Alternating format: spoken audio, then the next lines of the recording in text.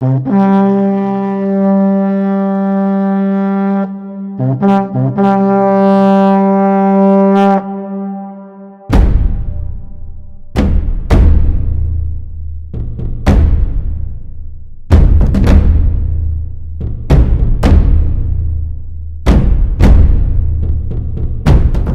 is a legend about a bird which sings just once in its life, more sweetly than any other creature on the face of the earth. From the moment it leaves the nest, it searches for a thorn tree and does not rest until it has found one. Then, singing among the savage branches, it impales itself upon the longest, sharpest spine, and dying, it rises above its own agony to outcarol the lark and the nightingale. One superlative song, existence the price. But the whole world stills to listen, and God in his heaven smiles. For the best is only bought at the cost of great pain. Or so says the legend. Colin McCullough, The Thornbirds. Hello and welcome. I'm Chandan Lahiri from OTS Bible School. And what you see behind me is one of the greatest rivers in the world, and certainly the holiest river in India, the Holy Ganges. And this is a slow boat down the Ganges.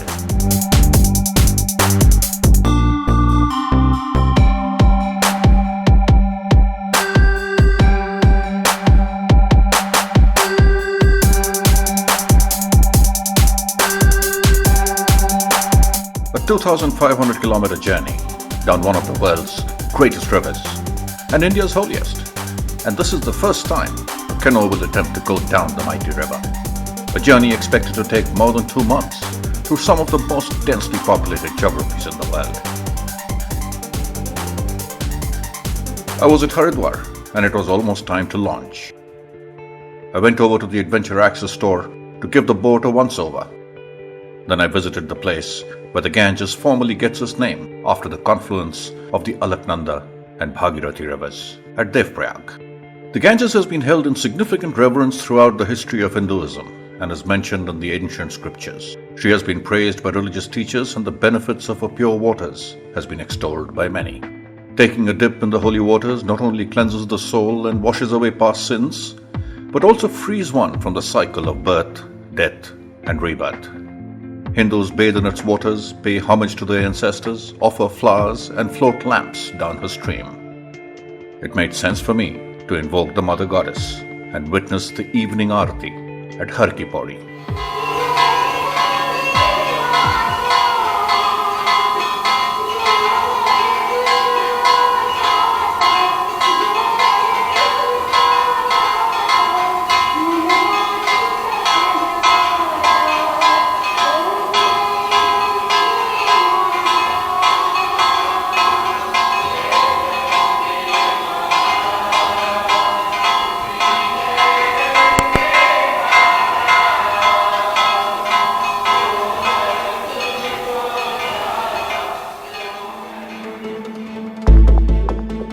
And it all starts here at Haridwar, at Mittal Dham.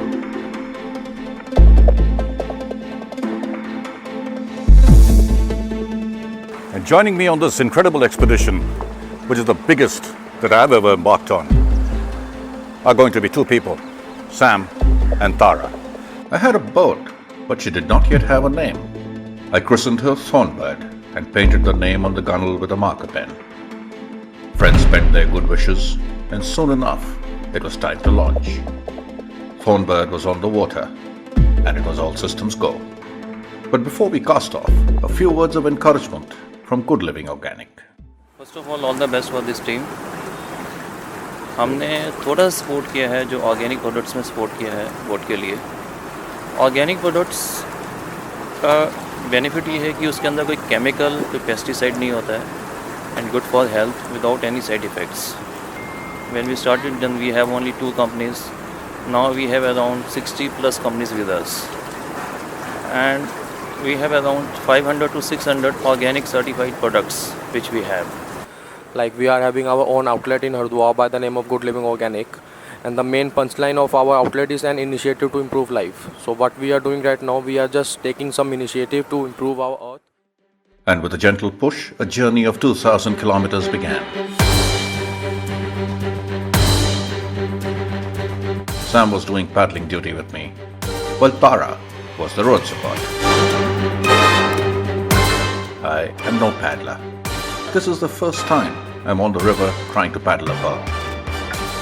Trying to go down an obscene distance over many weeks without even knowing whether I'm capable of doing it.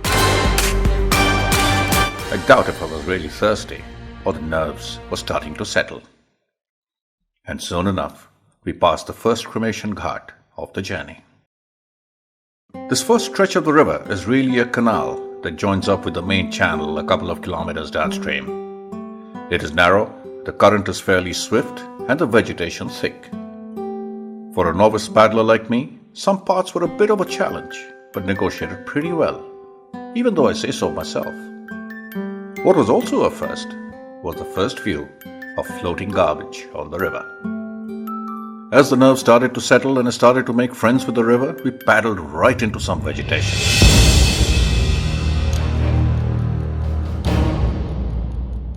Soon enough, we left the canal and were on the main channel of the Holy River. This is the beginning of day 2, and day 1 was interesting. After we flagged off from Haridwar, our plan was to camp at a place called Bhogpur. We were about to set up camp when a bunch of people on a raft, who turned out to be people from the Uttarakhand police,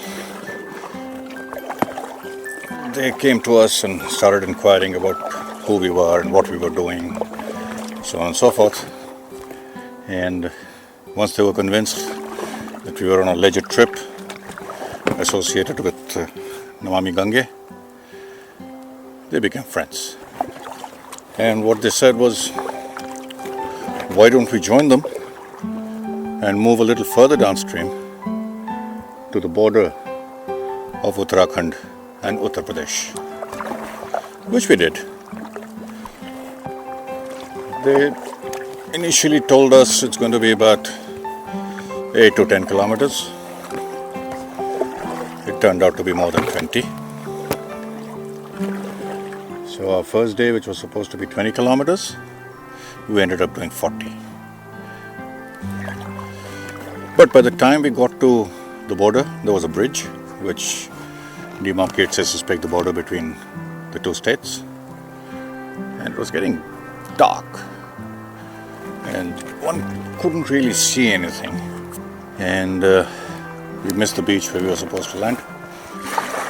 After the bridge, I managed to find an eddy and paddle back upstream to the beach. It was not really an ashram, there was a sadhu staying there, and he is going to be the caretaker of a new cremation ground that is being constructed. One of quite a few that we found on the way, actually. And we slept the night there. The next day was a peaceful and solo paddle down to Bijnor. After a day of rest, we cast off from Bijnor. The first few hundred meters were fine, after which we got grounded again in the middle of the river. Sam managed to brave the quicksand and pushed us through into deeper waters. The river then decided to branch out into multiple channels. Sam manfully performed a miracle on the Ganges by walking on water, going to the shack, asking for directions, and taking us down the right way. Just about a few seconds ago, we crossed 100 kilometers of this river, from where we started to where we are here, 20 kilometers or thereabouts downstream of Bijnor. Our next stop today hopefully is a place called Mamipur, small little village somewhere up front. Tara has gone to scout for a camping location, and Sam is with me, and we are paddling together at one of the worst times of the day to be paddling with the sun directly overhead. No help from the current at all. It's zero. And any propulsion that we are managing is through sheer human power. And now I know why it's called a slow boat. I've just left a village where we spent the night, and Tara was doing road support. She managed to find erstwhile pradhans of that village, the chief of the village, and he graciously invited us all to his home, and lovely, lovely, lovely family. And we had a beautiful meal last night. We had a filling breakfast this morning, and now I'm here. I'm getting just a slight bit of current today compared to yesterday. Yesterday we did about 50 odd kilometers, a little less, a little after 9. Another hour and a half, I suspect it'll be comfortable paddling. And then the sun will be out in all its blazing glory, sucking out all the body fluids, dehydrating me. I'm enjoying this, very meditative, lovely landscape, not too many people. Oh, yesterday was another beautiful day. We saw dolphins pretty close by jumping about in the water. The endangered Gangetic river dolphin.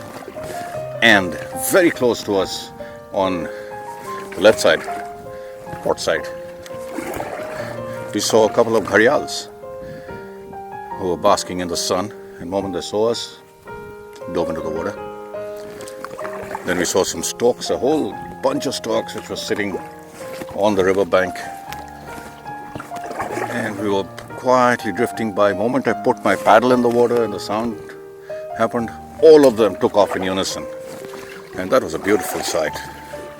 Unfortunately, I don't have any of that on camera. I'm looking forward to a good paddle again today. It looks a little misty up front because with bare eyes I can barely make out the tree line up front. I'll turn the camera around. Let's see if you can make out. There we go. Right on the center of the frame is a tree line running horizontal across the screen. I've just paddled 10 kilometers from the start of the day today in about an hour and 15-20 minutes.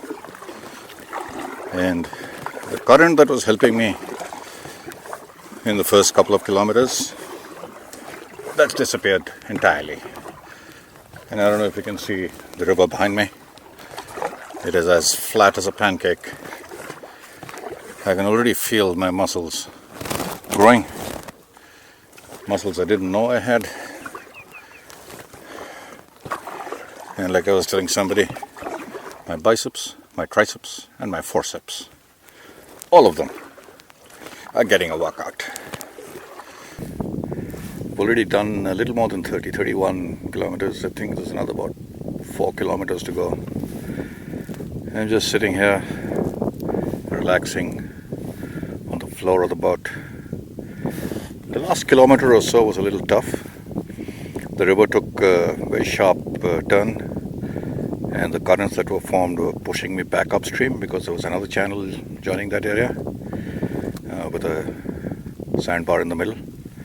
It was pushing me upstream, and to get through that required a lot of physical effort. And now that I'm almost at the end of this lake, I thought I would sit down, relax, enjoy the slight wind. In fact, it's a tailwind, and it's blowing at about 3 kilometers an hour, which is pushing my boat, so I don't need to paddle without doing anything, just sitting down. I'm enjoying a propulsion of about 3 kilometers towards my destination. And the sun has been hot. I've been sweating through the day. The humidity has been a little high. But all in all, it was a good drive, a good paddle. I don't know why I keep saying drive. It was a good paddle. Didn't get stuck anywhere. Almost did at 2 or 3 places, but managed to get through. And yeah, there's another sandbar coming up, and I need to paddle so as not to get stuck in that. Just when I said I didn't get stuck today, I don't want to get stuck at the end of this lake. I was at Garmukteshwar, where I was received by Ashok Sharma, the regional coordinator of the Namami Gange project, and we had a chat when he told me of all the things the government was doing to ensure a clean Ganga. Unfortunately, my audio malfunctioned and I did not have the content of our conversation. Garmukteshwar is a temple town, and I not only witnessed the evening arati, but was also invited to participate in it.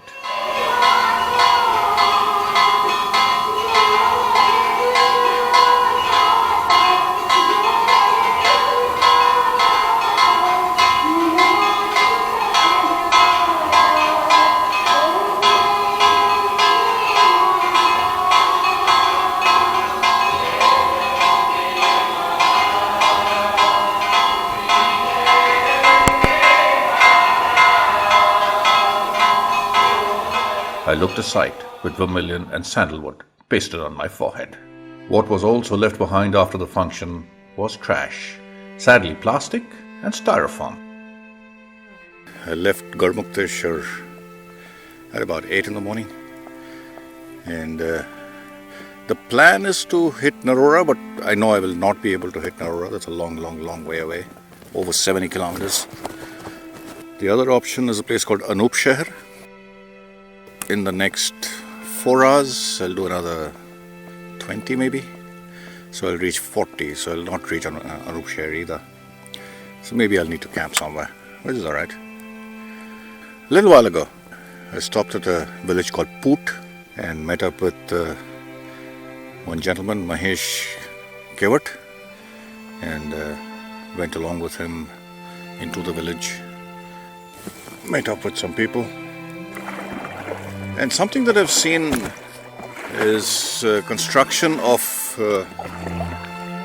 toilets, because open defecation is a huge issue in India. So there's a lot of construction of toilets, which is a major priority for this government. The second thing that is happening is construction of cremation grounds, cremation ghats. And the third thing obviously is I have not seen any pollution so far. No plastics, no plastic bottles, no corpses of any kind. Occasional burnt wood, small ones, not large ones. Lots of birds, fish, dolphin, gharials. And the villagers at Poot told me that this is also crocodile country. There are crocodiles and gharials in this area, so you need to be just a little bit careful. On the way to Poot, the canoe was grounded in about ankle-deep water. There was no way I could push my way through. I had to get off the boat. The moment I got off the canoe, my feet got sucked in by the quicksand underfoot. If I stayed at one place for more than even a couple of seconds, it became very difficult to release the foot from the vice-like grip of the sand. It was quite hard work indeed, but finally I managed, with a practical experience of how to deal with quicksand. When I got grounded, the paddle got stuck between the bottom of the boat and the riverbed, resulting in me twisting my wrist pretty badly. As I paddled on, it became more and more painful. It was late evening when I happened to see a bunch of shacks, the first ones today, after Poot. I was so glad to see these people. They cooked a meal for me, and while that was on the fire, they made some tea. There was a cow on the other shore that was bogged down in the quicksand, and crows were already pecking at her eyes. The locals requested me for my canoe, paddled it across the river, and saved the cow. They believed I was sent by God. I've started from Allahabad, and there were almost immediate signs of garbage on the river.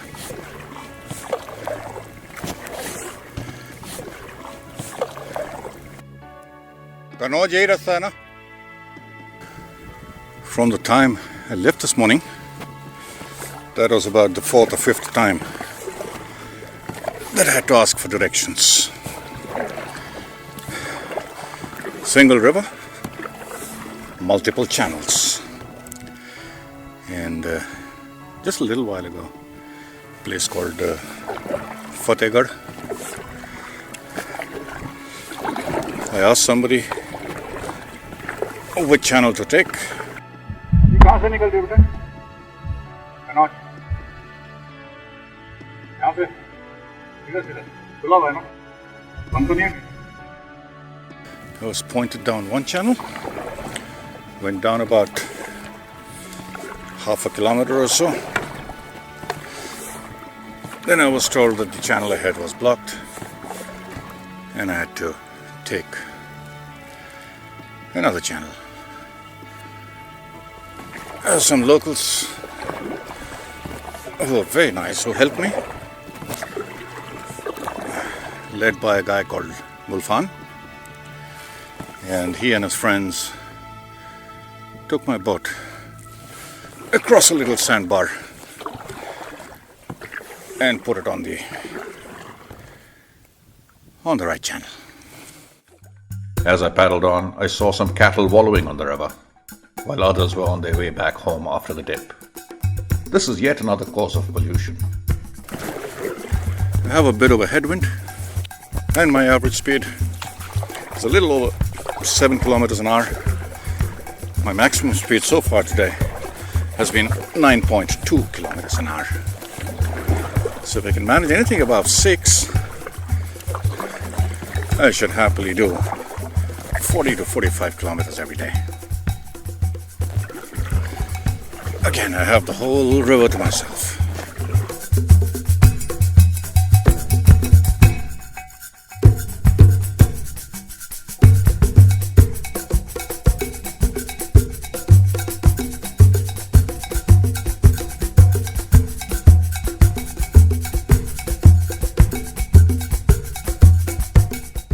Then I saw someone in the water, gesturing to me. He was a local villager, wanting a ride across the river. He hung onto my boat while I took him across. He was waist deep when I first saw him, and probably could have walked across. I'm sure he knew how to swim. Maybe he just wanted a feel of my boat, something he'd probably not seen before.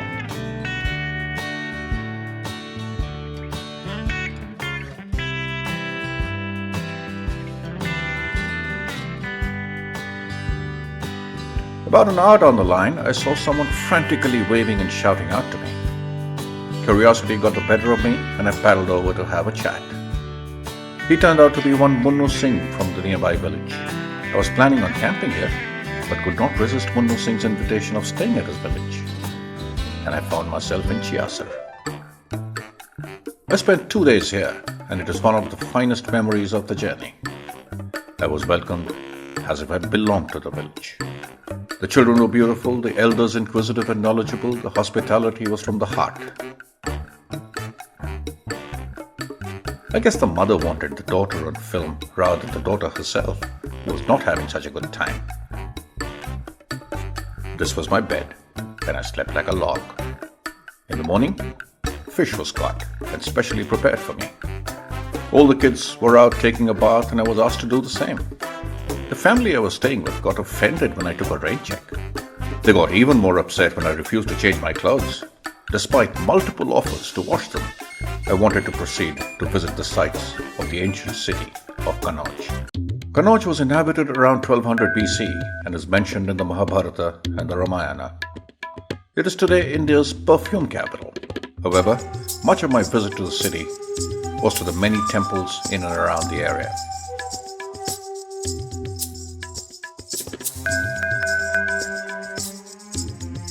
I did get to visit the fort of Jaichand, arguably a symbol of treachery according to folklore. Prithviraj Chauhan is said to have fallen in love with his daughter Sanyukta, rode into Jaichand's palace and eloped with her. Jaichand got so angry that he sided with the invading Ghurid forces to defeat Prithviraj Chauhan. Though fascinating, this account is not historically authentic. Nothing remains today of the fort except the gate and a mosque. At Chiasar, I saw the work being done under the Clean India campaign.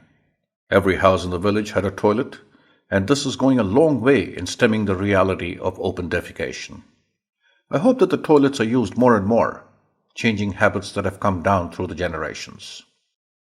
In my humble opinion, a lot of education needs to be undertaken for India to become a truly open defecation-free country, and the task goes well beyond the construction of toilets. I also found brand new trash bins that had just arrived at the village and were being installed. However, I was disappointed by some people who insisted that they not be installed in front of their house, but somewhere else. But honestly, I did not see garbage or trash indiscriminately thrown around. It's about 9:45. About half an hour ago, I left Chiasar village. It was so humbling. The entire village opened their doors, and the hospitality I received was absolutely marvelous. You make so many nice friends, you meet so many people on an adventure like this, on a trip like this. People who you wouldn't possibly have given a second glance to back in the city. So yeah, very, very nice people. And I was planning to leave early morning today, about 7:30, when they insisted that they would either give me breakfast or pack lunch for me. So I decided to have breakfast. It was a nice breakfast. Rotis dabbed in ghee, clarified butter, cauliflower and potato vegetable. Awesome, very, very nice. And some curd to finish it off with a glass of wonderful, wonderful tea. And then when I was ready to move, about 30-40 people from the village, kids, elders, they not only carried my luggage, helped me load the boat, and they were there to see me off. It's very humbling, actually. Today's paddle is going to be a little after Kannauj, hopefully to a place called Mehndi Ghat. And I believe there are shops, shacks, food joints on the riverbank itself.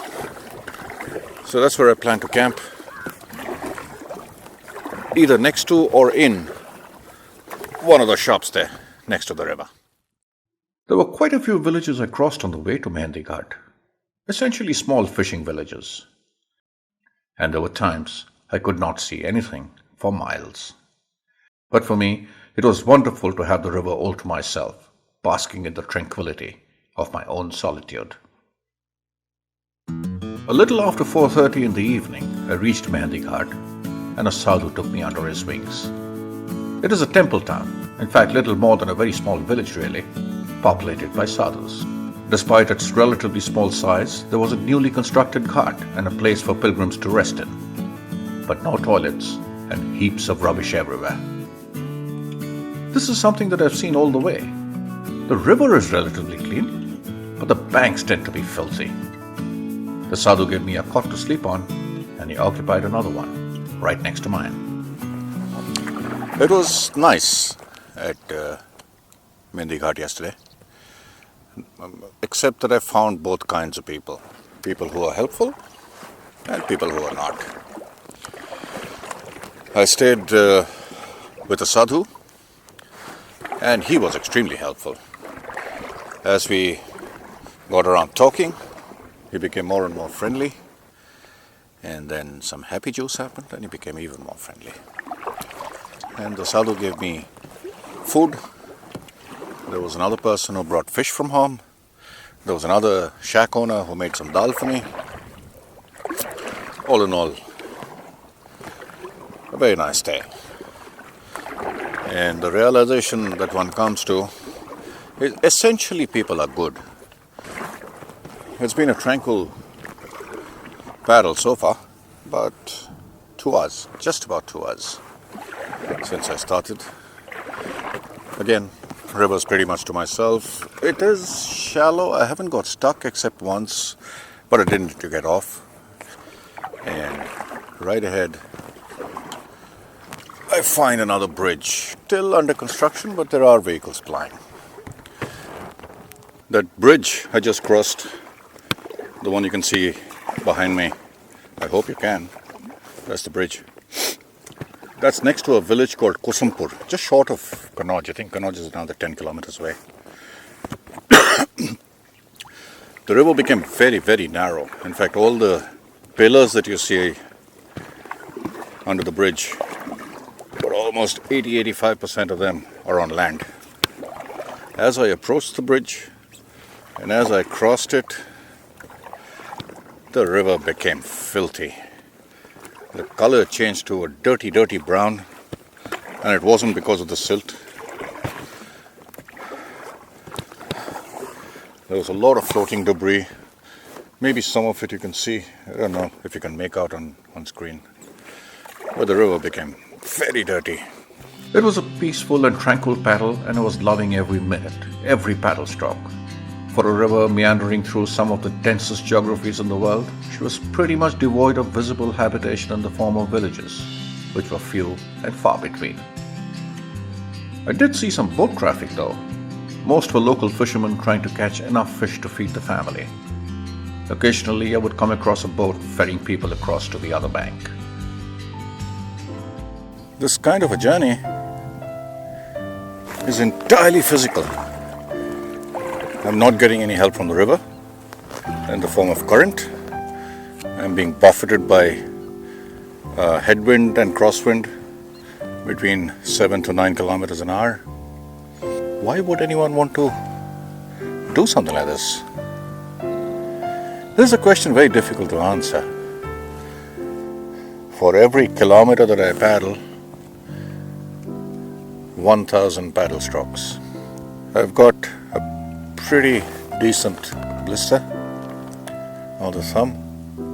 I tried putting some band-aid, but it came off in about 30 seconds. I need to put some medical tape so it doesn't come off. My hands are battered. More my right hand than my left, actually. I have no reason why that should be. So why would anybody go through this? Like I said, it's very difficult to explain to people. There's a sheer adventure of it, the adrenaline, the thrill, and most importantly, I suspect, the suffering. It is the suffering that one goes through on an expedition like this that makes it all worthwhile, that creates memories. And these are stories that one can cherish, remember, and retell many, many times in the future. The heat, the midday sun, no current, a long way to go, not knowing where one is going to camp, no lunch. I had 2 cups of tea for breakfast and a piece of chocolate. And that's it. And I still got, at least another 20 kilometers to go. I want to hit 45 today. Tattoo fun. You hate it when you're doing it, but cherish it once it's over. That's what this is all about. And for those of you who have wondered why the name of this expedition is what it is, you can see around me. I'm not paddling, and the boat is not moving anywhere. It is a slow boat down the Ganges. After the initial stretches of the journey, the river had widened considerably. The river was flat and paddling was easy. But just as I was starting to enjoy the paddle and maybe got a little complacent, I got grounded again. I found myself wading through ankle-deep water, quicksand underfoot once again. This particular walk was quite a long one. I was trying to get the boat across the river into deeper waters. Finally, I had had enough walking. It was time to get into the boat. 1 foot sunk in deep, the boat wanted to get away from me, and I kind of landed inside the boat like a sack of potatoes. Thankfully, no one was watching, or else it could have been a bit embarrassing. After all that hard work, it was time for some shut-eye. I lay back on the boat and let what little current there was to do its thing. As you can see, the river was absolutely still, and I remained pretty much at the same place. I was happy and I was tired. Despite a fair bit of frothy stuff floating on the river, I did not find too much pollution in the form of plastics or other rubbish on the Ganges. The banks were a different matter altogether. Almost all the ghats I passed by or landed at was strewn with trash. This is very sad indeed. If the Ganges is considered holy, and it is by millions of people, why can't the faithful stop throwing rubbish? This is Kereshwar, where a new ghat was under construction. But that was not what the trash was all about. A few kilometers downstream of Kereshwar and just short of Kanpur is Bithur, another temple town, and it too was strewn with garbage. Unfortunately, much of it plastic. I had heard much about Kanpur being the most polluted city on the banks of the Ganges. However, I witnessed a pretty clean scene. Sure, there was a bit of garbage swirling about at the gate, and what looked like an animal carcass, but otherwise, the water was quite clean. After being pleasantly surprised with the cleanliness of the river at the barrage, it was time to visit the sights and sounds of the historic city of Kanpur. The Hindu epic Ramayana is a story of the Lord Ram, his wife Sita, the epic battle with Ravana, and the subsequent banishment of Sita, who gave birth to the twins Love and Kush after she left Ayodhya. I got to visit the birthplace of the twins. The Sai Baba temple is also worth a visit. There is a beautiful temple to Lord Krishna built and run by ISKCON, or the International Society for Krishna Consciousness. Kanpur was an East India Company garrison town. 100 years after the Battle of Plassey, the Indian Sepoy Mutiny broke out all over the country, and many Indian soldiers rebelled. The town was laid under siege, and the British General Wheeler surrendered to the forces of Nana Sahib under guarantee of safe passage to Allahabad in boats organized by Nana Sahib at Sati Chaura Ghat. As the boats were filling up, some confusion occurred, shots were fired, and many British soldiers were killed. The survivors, mostly women and children, fled and took refuge in a building called Bibi Ghar, where they were found and massacred. Some still alive were thrown into a well. The British did not forget the massacre that took place at Sati Chaura Ghat, and subsequently their war cry became, "Remember Kanpur." Bibi Ghar was renamed All Souls Church and is today called the Memorial Church. Sati Chaura Ghat is known even today as Massacre Ghat, and this is where my journey commences from.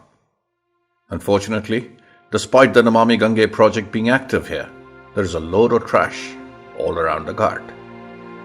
As usual, there were a lot of curious onlookers. Some chatted, others took pictures, and many helped. The garbage and pollution that I had been warned of made its presence felt. But again, not so much on the river itself, but on her banks, which were filthy. Kanpur is a city with a lot of factories, particularly abattoirs and tanneries. Many are illegal, and many of them discharge untreated toxic chemicals directly into the river.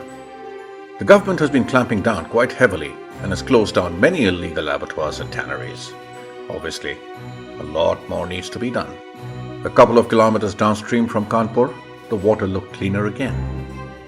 Maybe it is this property of the Ganges to rejuvenate and recharge herself is what makes her holy. And maybe that is the property people are abusing by continuing to pollute her. Guess what? This is the first time in almost 350 kilometers that I've had to stop the boat, bring it to shore, and urinate. Despite all the 7-hour, 8-hour, 9-hour days paddling, despite all the water that I was drinking, I didn't need to pee. I was so dehydrated. So I'll just sit down here, relax for about 10 minutes, and then move on. I'm no scientist, but I did do some water testing as I paddled down the Ganges. I noted the time of the test, the location, water temperature, the TDS, and pH values. Surprisingly, I did not notice any major spikes in the results. Could I have used more sophisticated machines? Could I have tested more parameters than I did? Yes, to both questions. But at least my tests might offer some indications to people who are more equipped to interpret this data. That one spike on the graphs? was not near Kanpur, but between Varanasi and Ghazipur. 23.1 kilometers from where I started today at Kanpur.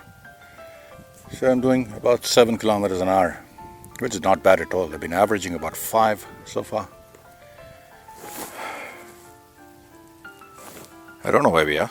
I know my location, which is north 26 degrees 19.500, east 080 degrees 32.742. That's where I am. I'm headed straight down. The river becomes shallow, it becomes deep, it becomes narrow, it becomes wide. As I'm meandering down this river, I'm gaining a lot of mileage, but I'm not getting too much distance. That's all right. The weather's also become slightly better.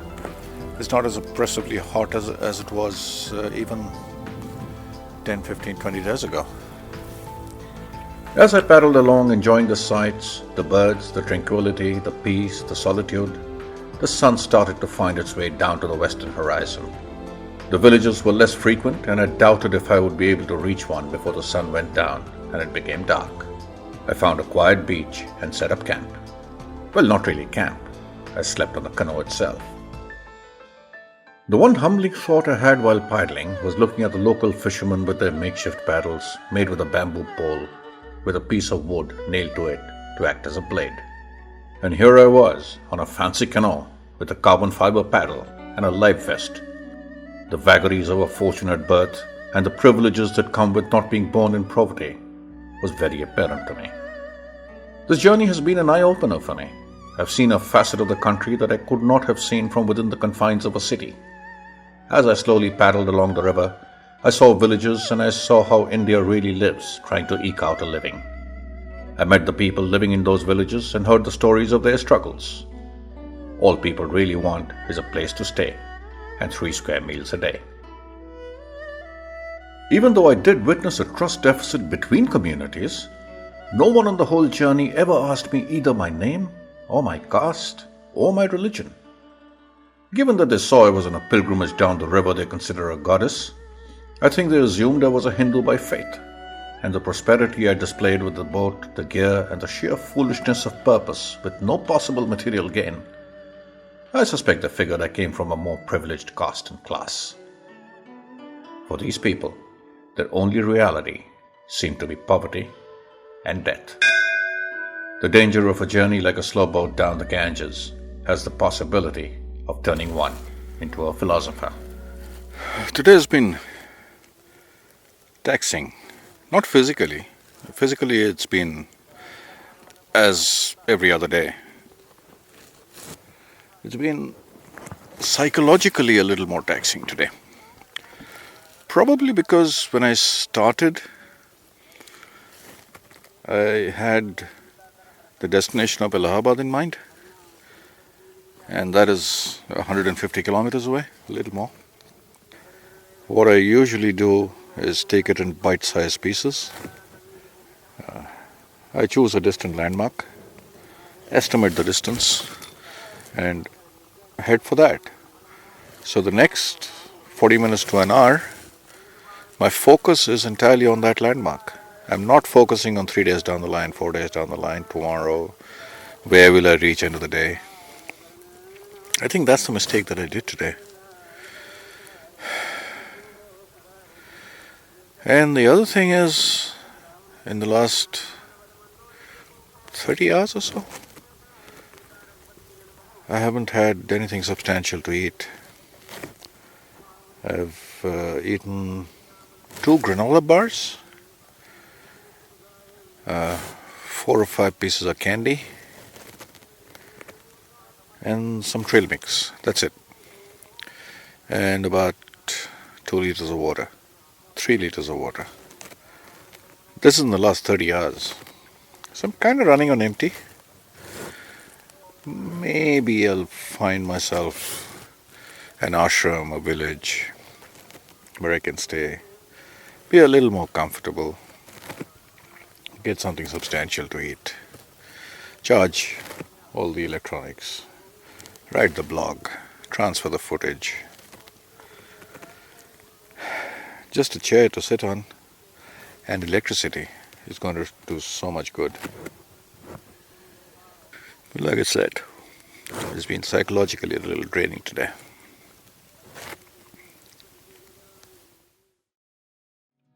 Possibly the most lasting and enduring memories I will retain from this expedition is of the many dolphins I sighted, all along the river from Haridwar to Calcutta. The Gangetic River dolphin is endangered, and there are less than 2,000 of them. More than 6 feet long, they are characterized by a long thin snout, a rounded belly, a stocky body, and large flippers. Unfortunately, they are blind. Though they once lived in large schools, today their average group size is 2 individuals. Pollution, lack of habitat, reducing food, reducing gene pool, and intentional and unintentional killing is affecting the future of the species.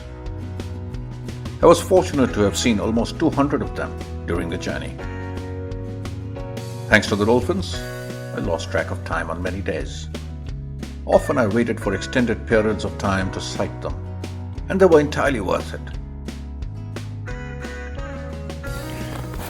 So now as I drift along, time for some snacks, and I'm having some Nature Valley granola bars, crunchy granola bars, oats and honey. I don't much care for oats. According to me, oats are for horses. But if I look at a horse's stamina, it's probably because of the oats and the energy that I am expending paddling down. I need oats. These were brought to me by my brother. I brought in about 100 of these. Quite tasty actually. Crunchy and tasty.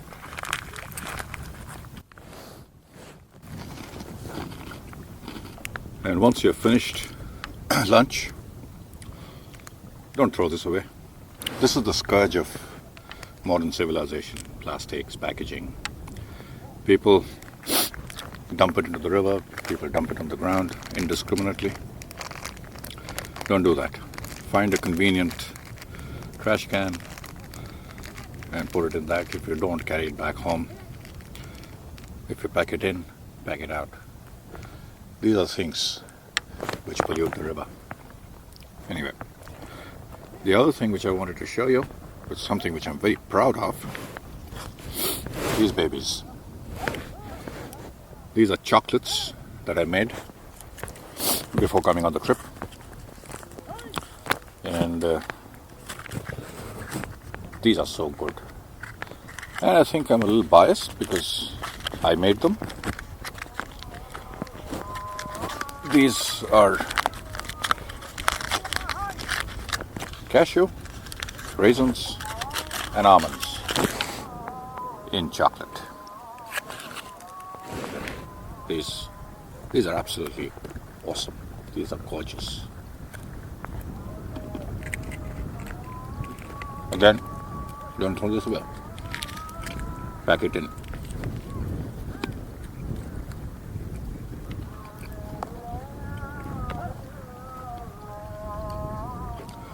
Something which doesn't give me any energy, but these are little drops of happiness, are these candies.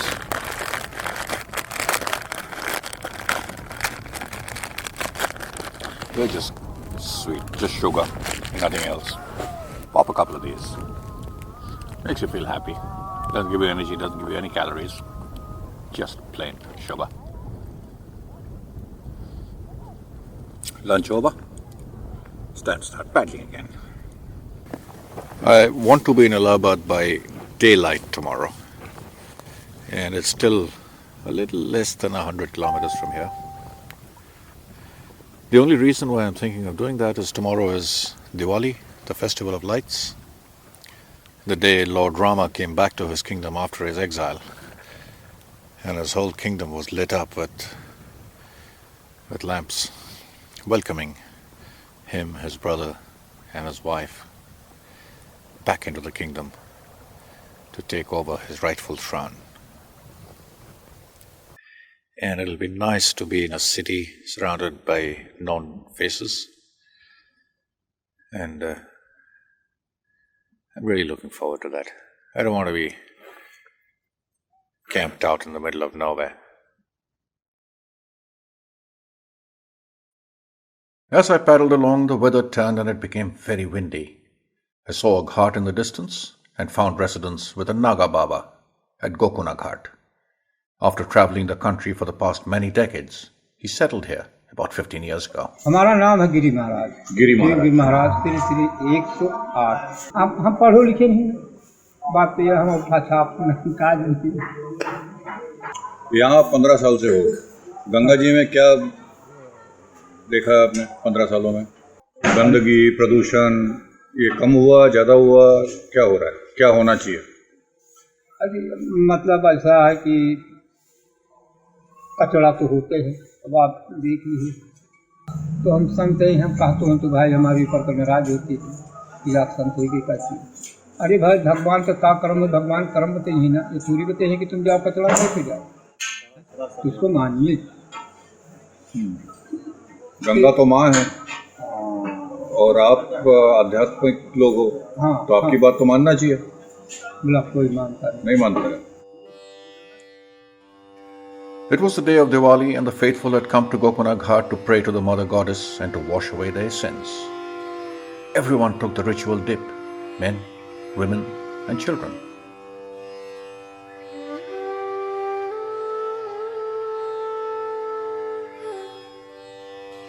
Some were more religious than others, praying to the river goddess, and the priests were there to help them in the process. For many others, this was more than just prayer. It was their daily bath before heading off for work. Some even collected water to be carried back home. Given the festive occasion, a local horseman was also in town. But what was sad to see is personal belongings of the dearly departed immersed in the water as part of the funeral rituals. In the village itself, like in many other places, there were no drains. And despite a conveniently located trash bin, people insisted on chucking garbage on the ground. What was good to note was that a community toilet complex had been built, courtesy NTPC. Unfortunately, it has remained shut for over a year for want of some dignitary to inaugurate it. And then I was in Allahabad, one of India's holiest cities, the cities where three great rivers converge, the Ganga, the Yamuna, and the mythical Saraswati. I was kindly hosted by the newly raised battalion of the Indian Army, the Ganga Task Force. I had a chat with the commanding officer, Colonel S.P.S. Sandhu. I'm with Colonel S.P.S. Sandhu, who's the person who's responsible for raising this new unit of the Indian Army, which is working together with the Government of India and the National Mission for Clean Ganga. He's the commanding officer based out of Allahabad, responsible for cleaning and ensuring that the Ganges remains clean. Colonel Sandhu, tell us a little more about the Ganga Task Force. There is a Ministry of Water Resources and Ganga Regeneration. This is a Ministry of Government of India. This ministry has created a special purpose vehicle called National Mission for Clean Ganga. The NMCG and the ministry, they have initiated a program called Namami Gange program. The Indian Army has raised a new unit under NMCG for ensuring the cleanliness of river Ganga. We are being raised at Allahabad. After our raising is completed, we will have one company each at Kanpur, Allahabad and Varanasi, and central resources here at Allahabad. The main task which we are undertaking as of now is that we have started creating awareness campaigns amongst schools, colleges, local populace, clubs, villages, public, general public places all around. In addition to that, we send out patrols alongside River Ganga and River Yamuna, as also at the Sangam, for the purpose of creating awareness amongst the pilgrims, amongst the shopkeepers, amongst the pandits, amongst the barbers who are there who conduct the rituals. In addition to that, we are helping out the Jal Nigam and the pollution control boards in assessing the the water quality of river Ganga, and the reports are sent to NMCG, to Jal Nigam, and to the pollution control people. So that was Colonel Sandhu, commanding officer of the Ganga Task Force based out of Allahabad. He is an eco-warrior. Colonel Sandhu also is the only Territorial Army officer to have been awarded a gallantry award, the Sena Medal for Gallantry. That was long back when I was posted in Valley. We were posted in operational duties. So one of those times we were responsible for carrying out the road opening. That means ensuring the safety of people who move on the road. So during one of those operations we were fired upon, and the gun battle took place. So in the gun battle some good positive results were achieved because of that. Whatever I did was recognized by the government, and I was awarded Sena Medal. Congratulations, sir, and thank you so much. A wonderful job being done by the Ganga Task Force. Thank you so much. A visit to Allahabad is not complete without visiting Ahzab Park, where one of India's most famous freedom fighters, Chandrasekhar Azad, shot himself with the last bullet in his pistol while fighting the British police on February 27, 1931. Within the park is also Victoria Memorial, a canopy made of Italian limestone dedicated to Queen Victoria. The canopy once sheltered a huge statue of Queen Victoria, which was later removed. Anand Bhavan is an iconic museum in Allahabad. This was the residence of the Nehru family, and many decisions that affected the Indian freedom movement were discussed here. Moreover, 3 Indian prime ministers lived and grew up here: Jawaharlal Nehru, Indira Gandhi, and Rajiv Gandhi. At Allahabad, I was felicitated by the Ganga Task Force and the Ganga Vichar Manch. I was garlanded, felicitated, congratulated, and called all kinds of names, including Mahapurush, which I'm definitely not. 55 साल से कोशिश कर रहा हूँ कि पुरुष तो बन जाऊं, महापुरुष मत बनाइए प्लीज। चप्पू चलाना है, नाव में जाना है, तो गंगा मैया से बेहतर नदी तो हो नहीं सकती इंडिया में। अकेला हूँ, कोई सपोर्ट है नहीं। लोग कहते हैं साहसी है, मैं कहता हूँ दिमाग खराब है। अगर कोई मेरे साथ नहीं जाना चाहता है एज अ सपोर्ट टीम, उसका कुछ तो कारण होगा, लेकिन हूँ बेवकूफ चल दिए। जो मजा होता है एडवेंचर लोगों का, वो 2 तरह के होते हैं। एक तो जब आप एडवेंचर कर रहे हैं, करने में भी मजा आ रहा है, कहानी सुनाने में भी मजा आता है। एक दूसरा तरह का एडवेंचर होता है जो मैं शायद कर रहा हूँ, करते वक्त मजा नहीं आता, लेकिन जब खत्म हो जाता है जो कहानियां बनती है वो जिंदगी भर याद रहती है, और वही कहानी रिपीट करते करते आगे जिंदगी निकल जाती है। तो वो सेकंड टाइप की कहानी हम कर रहे हैं। एंड इतनी अच्छी एक्सपीरियंस मेरी रही सारे लोगों के साथ। जहां भी रुकता हूँ कोई ना कोई बाबा जी मिल जाते हैं, कोई पंडित जी मिल जाते हैं, गाँव वाले मिल जाते हैं, कोई दूध ला रहा है, कोई चाय ला रहा है, कोई सोने के लिए अपना घर खोल देता है, खाना मिलता है, दरवाजे ऐसे खोल देते हैं कि ये रिश्तेदारी में बदल जाती है। वो 2, 4, 5 घंटे एक रात में जो मैं रुकता हूँ इस गाँव, और वही आशीर्वाद जो गंगा मैया का मेरे हाथ पे है, मेरे सर पे है। मेरी उम्मीद है कि वही करीब महीना 1.5 महीना और मेरे साथ रहेगी, और मैं सक्सेसफुली ये कंप्लीट कर पाऊंगा। Thank you very much.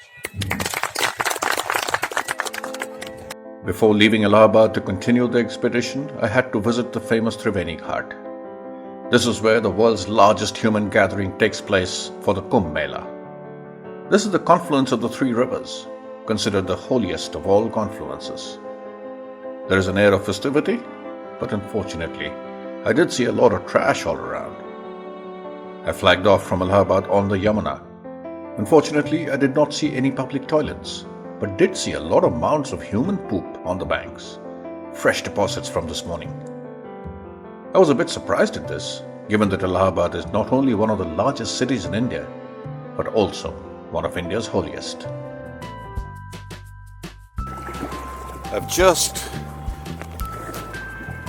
launched from Balua Ghat in Allahabad, but I'm not on the Ganges right now. I'm in its sister river, almost as holy as the Ganges herself. This is the river Yamuna, and I'm headed about 3 or 4 kilometers downstream to the place where this river, the Yamuna, meets up with the holy Ganges at what is called the Sangam. A little while ago, there was another function which was organized to felicitate me, and they called me all kinds of names: Mahapurush, Jal Purush. Extremely humbling, completely undeserved. I don't deserve any of the accolades, any of the felicitations that were accorded to me, but I'm so grateful to the Ganga Task Force and the Ganga Vichar Manch, which is an NGO. I paddled on past the Allahabad fort. I passed Triveni Ghat. I crossed boatmen who were waiting to ferry pilgrims and those who were taking the devout to the confluence. The ghat looked way cleaner from a distance than it did when I was walking through it. Just ahead of me, about 100 yards away, is where the Ganges, the Yamuna, and the mythical Saraswati meet. This is the Sangam. This is one of the holiest spots in all of Hinduism. And as you can see, there are hundreds and thousands of people who come here every day throughout the day to visit the Sangam, take a holy dip, and absolve themselves of their sins. We cannot make out the Ganges yet.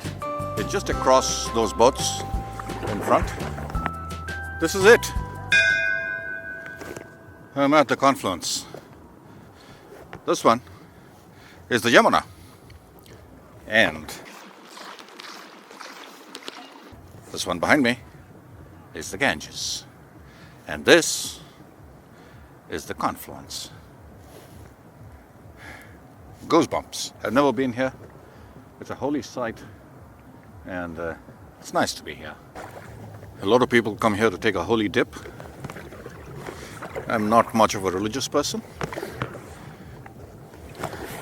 I won't take a dip, but what I can do is pick up some water and sprinkle it on myself. What I'll tell myself is it's to become cooler, but for the more religious minded, they might be happy that I sprinkled myself with holy water from the confluence. There we go. There we are. I've done my religious bit, my spiritual bit. Now to head downstream.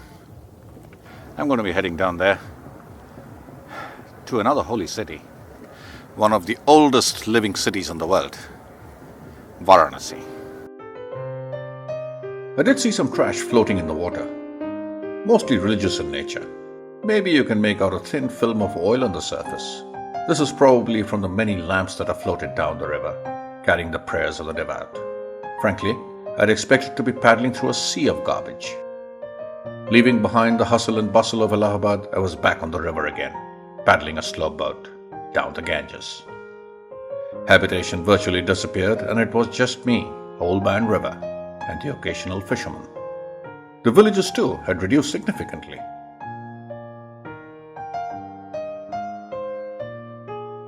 A cremation was in progress.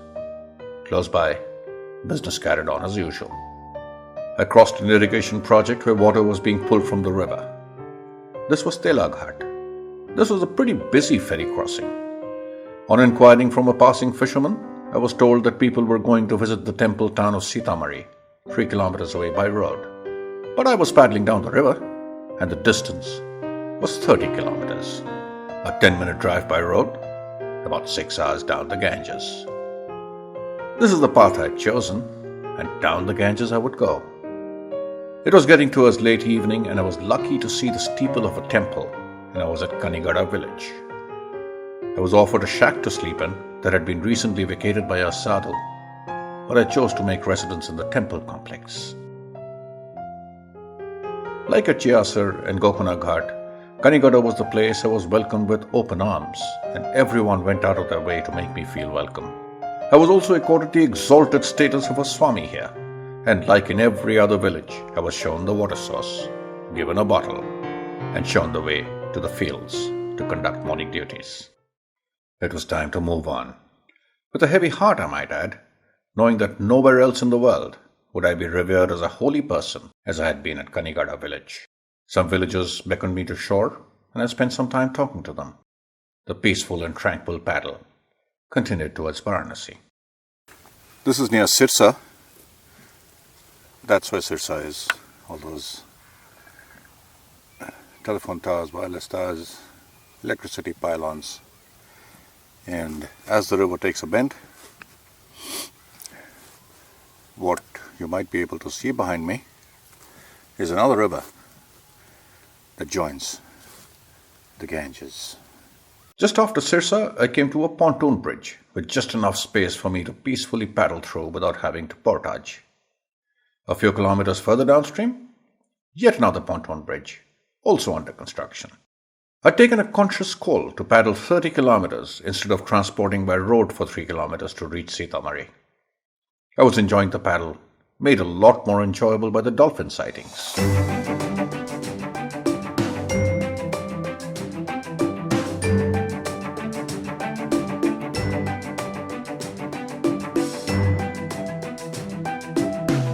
What was not enjoyable, though, was some trash I saw floating in the water.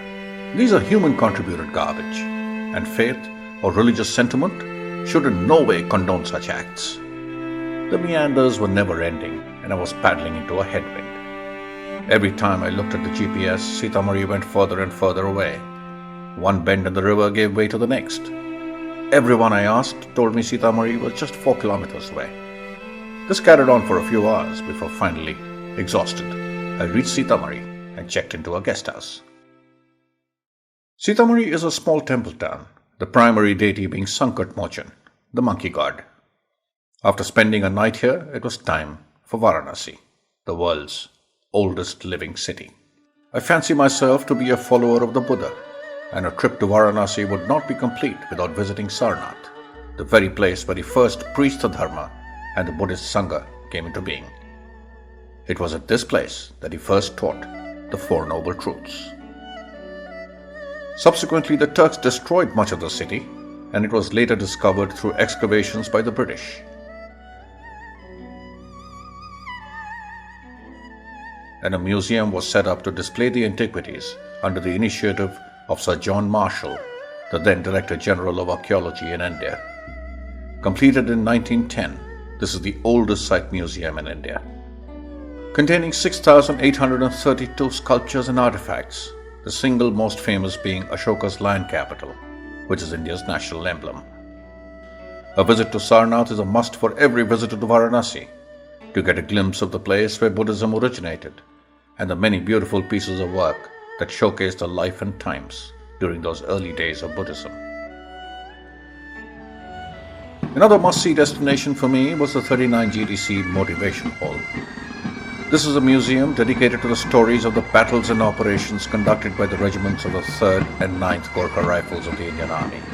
There are a lot of interesting exhibits dating back to World War II. Included are histories of some eminent officers and men of the 2 battalions. My father too has a small corner in his name. Varanasi is famous all over the world for its Banarasi silk. I was lucky to visit the weavers' colony. In every house in these bylanes is a loom where people have woven the silk for generations. Thanks to the growing demand, much of it is now woven in power looms. However, there still exist a few people who are hand-weaving the famous fabric. On the banks of the Ganges is the imposing Ramnagar fort, the palace of the Kashi king, where the family still resides. There are a lot of articles on display: clothes, vehicles, arms, ammunition, howdahs, palkis. Unfortunately, photography is not allowed inside the fort. It is a beautiful fort, but is in a state of major disrepair. What makes Varanasi famous all over the world are the many ghats that dot the Ganges riverside. In fact, there are 84 ghats in Varanasi. mostly built by the kings, princes, and wealthy merchants over the years. A walk along the ghats provides a cross-sectional view of India and its people, and the reverence they hold the river in. The ghats are because of and for the Ganges, and it becomes very apparent here. For every ardent follower of Hinduism, Manikarnika Ghat holds a special significance. For the believer, being cremated here ensures walking through the gateway of heaven, absolved of all sins, free of the cycle of birth, death, and rebirth. After witnessing the nirvana attained by the dearly departed, it was time for the evening arti at the Shashwamed Ghat, an event that has become a major tourist attraction.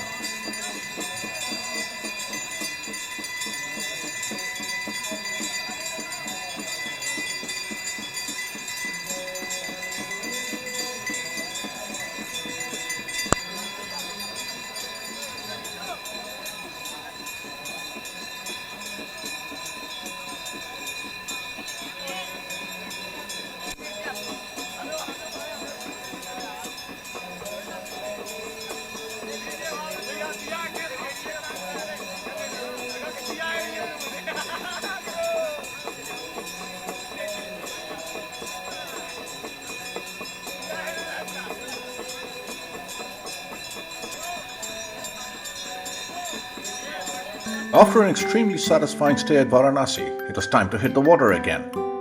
I paddled past all the 84 ghats that make Varanasi famous. Yesterday when I visited the ghat, I wanted to hire a local boatman to take me past these very ghats so that he could tell me the stories surrounding them. He was charging me an arm and a leg with the rest of my life mortgaged to him. I gave a rain check, knowing that I would be paddling past these ghats anyway. Again, I was pleasantly surprised at the lack of trash floating in the water, knowing how holy this place is and the religious significance it holds. Also, being the most sought-after cremation spot in India, the amount of religious relics immersed in the water should have been a lot more. There is a conscious effort to keep the water clean, and locals take great measures to prevent trash from finding its way into the river. I saw a special boat collecting what little garbage there was, extremely creditable and a positive sign for the future of the Ganges. I paddled under the bridge, and Varanasi was finally behind me. Two things happened at Varanasi. I was tired of being wet through the day, and I changed into a splash suit. This was much more comfortable than the t-shirt I was wearing before. The second thing that happened was I had a road support team, once again, in the form of Chandru and Raghu. Raghu joined from Varanasi as a co-paddler, while Chandru was road support. We headed towards Kathi, about 30 kilometers downstream. This was the only place during the entire journey that I found the water to be extremely dirty and entirely black. This was the first time that Raghu was on a canoe. He's a mountain person and was not enjoying what he had thought would be a rewarding experience.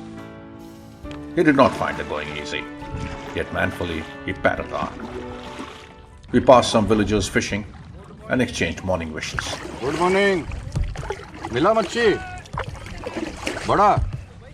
Chota? I was happy to have someone paddling for a change.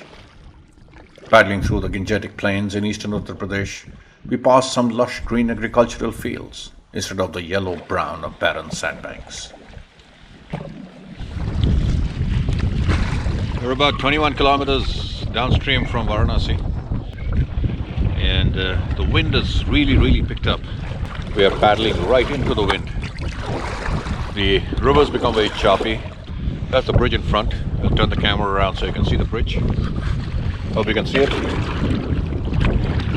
We'll pass under that bridge, and then it'll be another 18 or 19 kilometers to our destination today, which is Kathi, which I suspect should take us at least about 4 hours to reach Kathi, particularly with the headwind.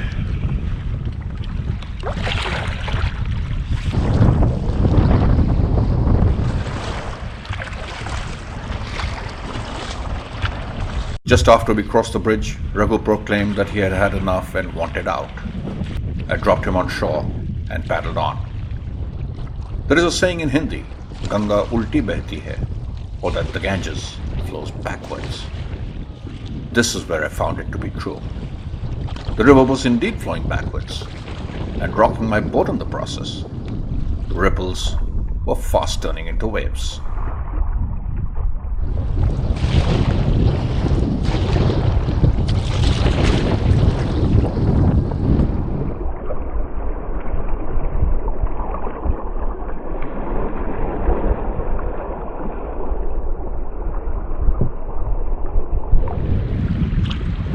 The wind is really very, very, very strong.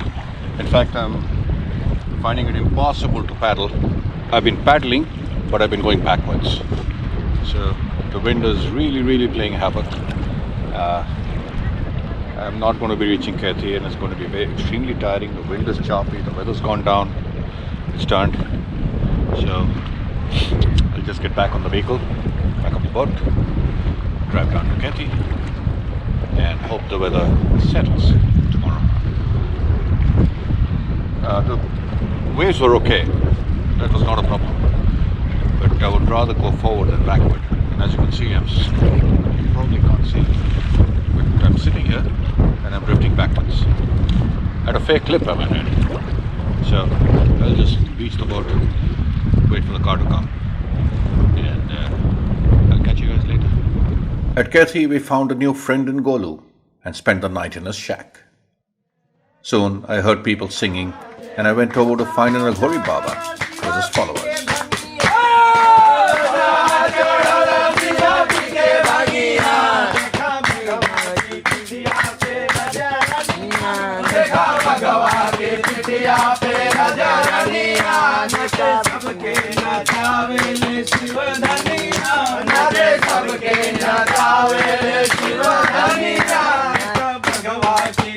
The day dawned bright and early. Morning duties were completed in the fields and it was time to launch. It was just after dawn. The weather was cold, the wind was nippy, the visibility was crisp, and there were hundreds of birds to see me off. This was possibly the earliest that I had launched, and I was enjoying every minute of it. The sound of the paddle cutting through the water, the sound of the water hitting the side of the canoe, the birds flying in the air, the herd of nilgais I saw on shore, the sun trying desperately to remove the crispiness in the air around me. It was awesome. It would have been nice to share the feelings with someone on board, but Raghu had had enough of canoeing. I did not sit in the canoe again. It was just me and myself, and the serenity that was all around me. To do a solo trip like this, it requires that one loves oneself a whole lot. Solitude is a blessing for me, but I can see how others can get mighty bored. I was loving every minute, every paddle stroke, and frankly, I was not missing company all that much. Today's destination was Medwa, but before that, I would meet up with the road support team at Saidpur. The bridge that you can see behind me is at a village called Saidpur, and that's about 7 kilometers from where we started at Kathi today, and we did that 7 kilometers in about an hour. It's pretty good going, but then early morning you're fresh. Next stop, Medwa, which is about 20 kilometers down. Should take about 4 hours.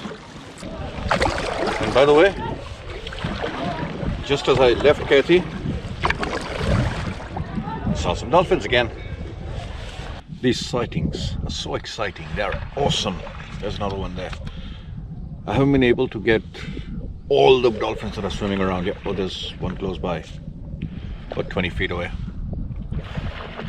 That was 15 feet away.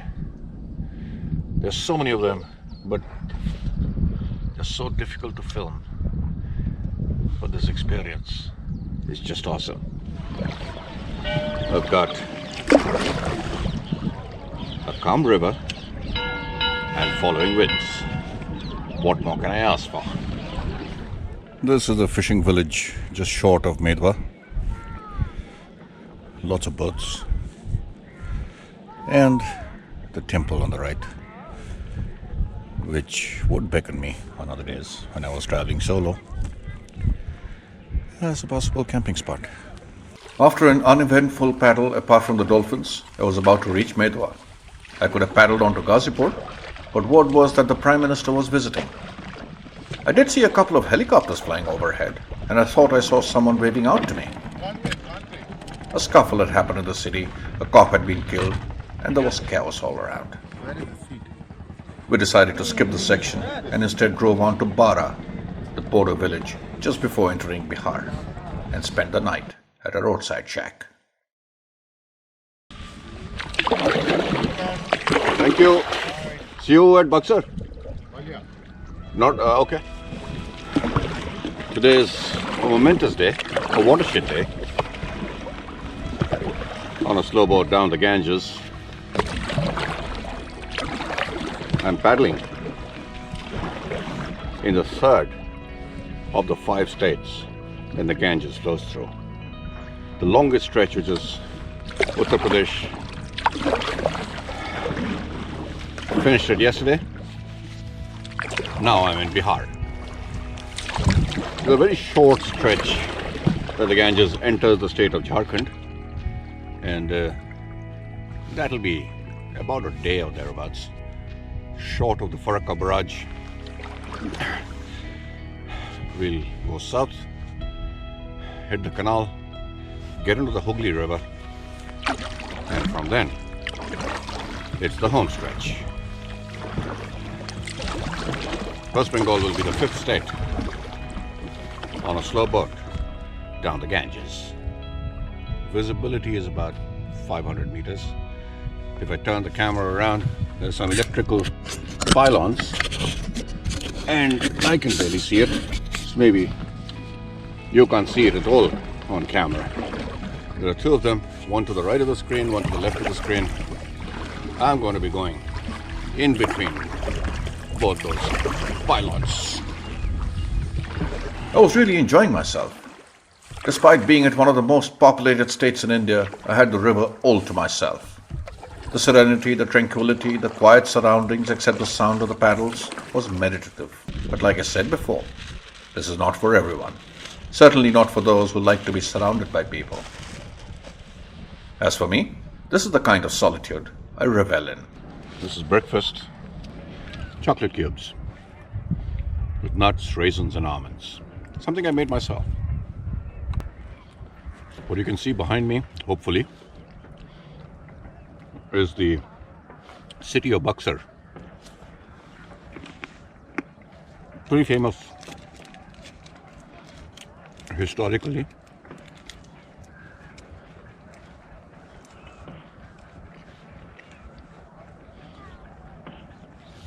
There was a famous Battle of Buxar that was staged here. The Battle of Buxar was fought on October 22nd, 1764, between the forces of the British East India Company and the combined armies of Mir Qasim, the Nawab of Bengal, the Nawab of Awadh, and the Mughal Emperor Shah Alam II. It was a decisive victory for the British East India Company.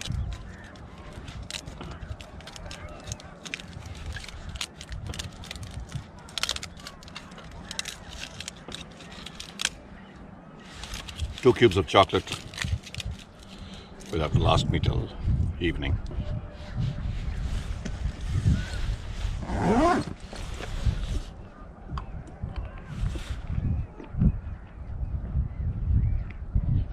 Further down, I saw some local boatmen and paddled over to have a chat with them. जय राम जी की कहाँ से है sir?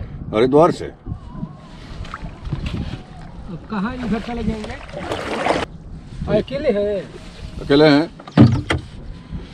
अभी गाड़ी में है 2 लोग और नाव में हम अकेले नाव में अकेले अभी इधर तक कर रहे हैं अभी जाऊंगा बलिया आज बलिया हाँ बलिया कितना दूर पड़ेगा बलिया से 32 किलोमीटर है 32 किलोमीटर देखते हैं जितना हो सके हम लोग समझे सर कि अकेले एकदम बिंदास सर कहाँ जा रहे हैं दिमाग खराब है अगर दिमाग खराब नहीं होता तो ऐसा थोड़ा करता है कोई ना ऐसा कोई बात नहीं कि दिमाग खराब है ये मौज मस्ती करना है कि दिमाग खराब है सर नहीं ये यात्रा भी है हाँ यात्रा है और फिर ये गंगा प्रदूषण का सर्वे भी कर रहे हैं जी कि प्रदूषण गंगा में लोग कहते हैं बहुत हो गया हाँ हाँ और इधर भी देखो काफी प्रदूषण है काफी प्रदूषण है ना आप कहाँ से यहीं से बस यही ये कौन सा गांव है ये हिरौली अहिल्या नगरी हनुमान जी का ननिहाल है ये हनुमान जी का नहीं हनुमान जी का ननिहाल यहाँ पे है लिट्टी उट्टी चलेगा अभी नहीं अभी नहीं भोजन हो गया है भोजन सुबह किया था अभी जाके करेंगे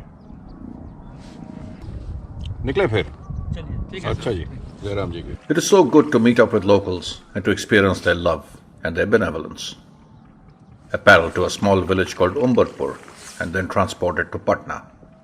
A little more than 100 kilometers away from Patna was a city that I wanted to visit forever, Bodh Gaya. His Holiness the Dalai Lama was in town and the temple was decked up in colorful finery.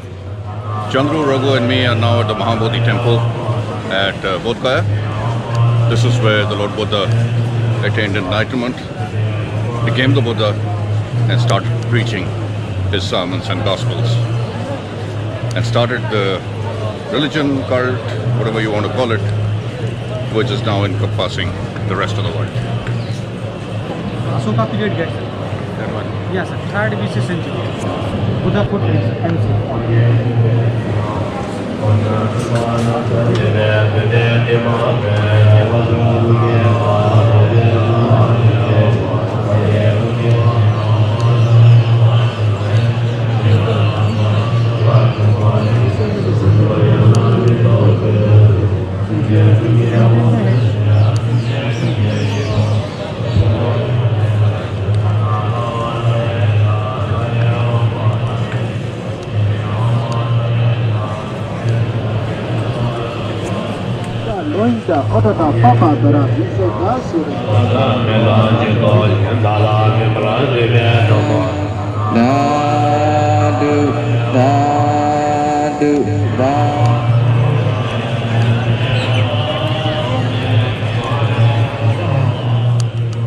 On the first day of 2019, we are driving around this area of Patna, trying to find a convenient put-in point, not being able to find any.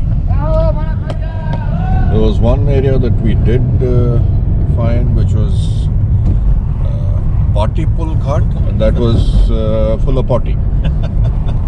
And I didn't want to welcome the new year by starting on this expedition by walking through and paddling through mounds and mounds of potty everywhere, despite the Clean India campaign, Swachh Bharat, open defecation free, and all the nice noises that people around the country are making.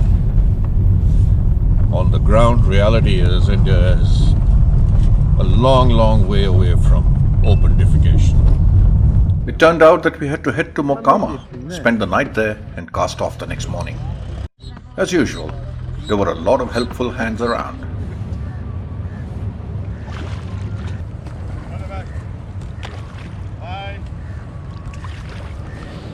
I paddled into the fog.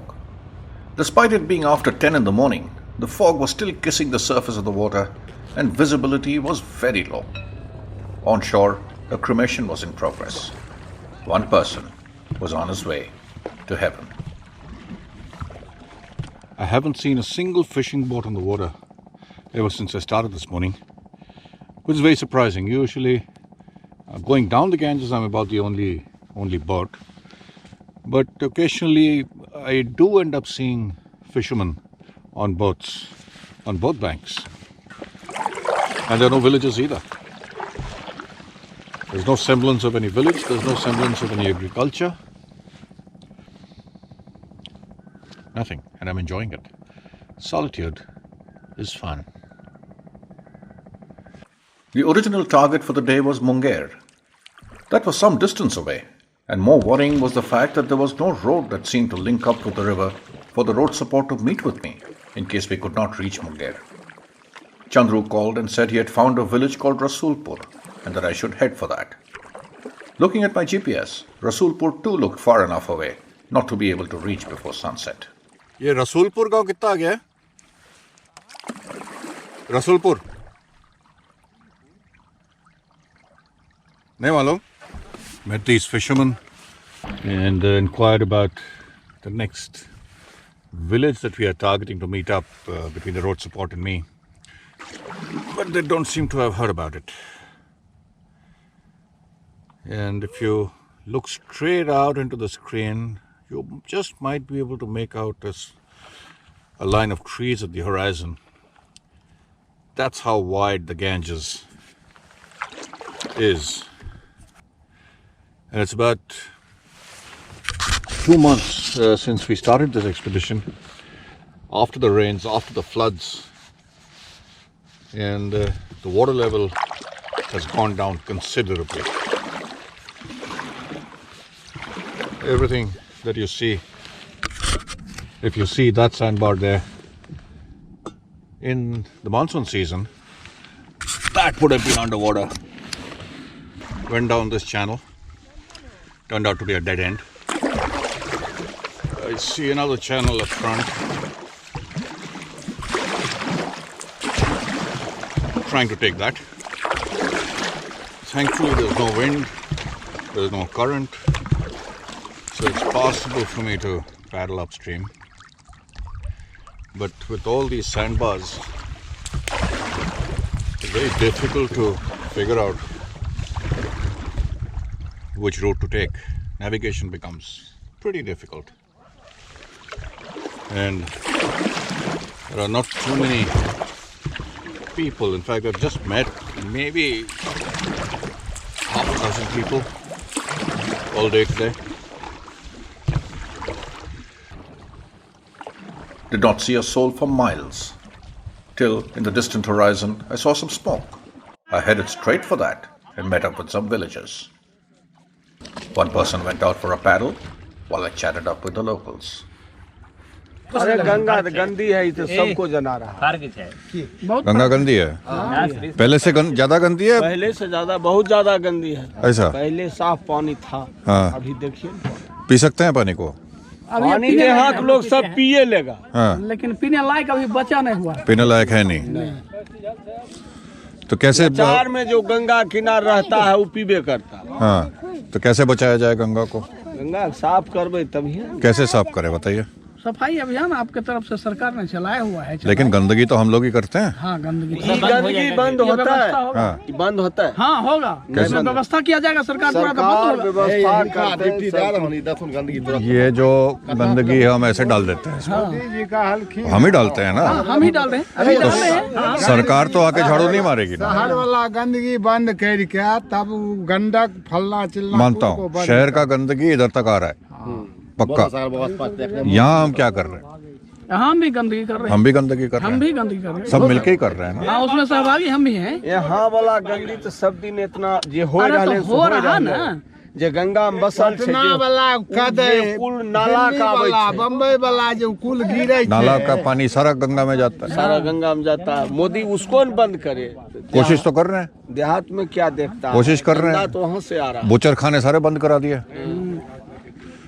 जो अवैध थे वो सब बंद हो गए कोशिश तो चल रहा है 40-50 करोड़ लोग जो गंगा किनारे रहते हैं उनको सबको मिलके करना पड़ेगा ना अकेला सरकार क्या करेगा अकेला सरकार कुछ नहीं कर पाएगा हम सब ने मिलके करना है मेन के बंद क्या देते तब ये जो हम कपड़े धोते हैं साबुन उसमें भी गड़बड़ होता है हाँ वो भी गड़बड़ है अभी देखिए इतने लोग नहीं क्या गो आदमी साबुन लगेते से अपने देख लिए एक आदमी नहीं लगेते गंगा के नजदीक जो है ना वो एक आदमी नहीं साबुन लगाएगा अभी देखिए कितना लोग कुछ भी नहीं लगाएगा ऐसी चीज आप दूसरों को समझाइए जो लगाते हैं उनको समझाइए में हम पटना में रहते नहीं छिए पटना वाला समझावे जेबे सर शुरू में नहीं समझेगा 10 बार बोलोगे समझ जाएगा वहाँ हम जेबे नहीं करबे की समझेबे वहाँ तो मोदी ने समझेते बात तो की जाए तो यहाँ अभी देख लिए बहुत सौ लोग अभी मौजूद छे देखिए क्या साबुन लगे ऐसे ही लोग भूल जाते नहाए नहीं ऐसा अच्छा है Without me even asking, I found the boat was being washed. After I deflated the boat, it was folded, packed, taken up the embankment and loaded onto a vehicle, as was my luggage. Soon I was taking a tractor ride to Samho village to meet up with my team. And the tractor was followed by a horseman who was riding bareback. This encounter was yet another example of the basic innate goodness of human nature and the fact that the ones who have the least to give end up giving the most. I skipped the Munger-Bhagalpur section. This was the original Badlands of Bihar. Things have improved considerably, but are still fluid as demonstrated by these signposts from the local administration. At least as far as the river is concerned, there are a lot of positive signs painted on the walls. I was in Jharkhand, the fourth of the 5 states through which the Ganga flows in India. Samda is a pretty large ferry ghat where the barges take trucks and cars across to the other side. Samda is also where a new river port is being constructed. Sir ji happy new year 2019 कुशल मंगल में चले ठीक है sir thank you चलिए good bye sir good bye A slow boat down the Ganges suddenly doesn't seem to be that slow anymore. And I'll tell you why. What I'm paddling through, the stretch of the Ganges flows through the watershed between the 2 states of Jharkhand and Bihar. This is the boundary between the 2 states. On my right is the state of Jharkhand. On my left is the state of Bihar. The Ganges just about touches Jharkhand, making it the 4th state that the river flows through. And by the end of the day, towards evening, I would have crossed over into West Bengal, the last of the 5 states that I'll be paddling a slow boat down the Ganges. I'm so stoked. Nearing the end of the journey, and it's been absolutely marvelous. I've had a wonderful experience paddling down the Ganges, meeting people, seeing the sights and sounds, and it's been truly, truly enriching, educative, therapeutic, meditative, and all in all, an experience that I would never have if I did not take the slow boat down the Ganges. And now I seem to be paddling through waves. Rolling waves, not too difficult.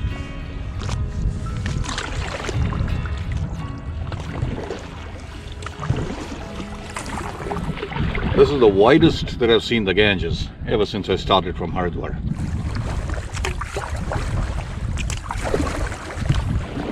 Guess what?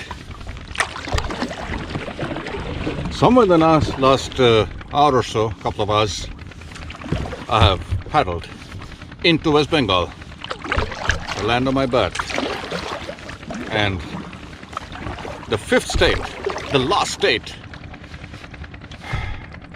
on a slow boat down the Ganges. Oh, this feels so good.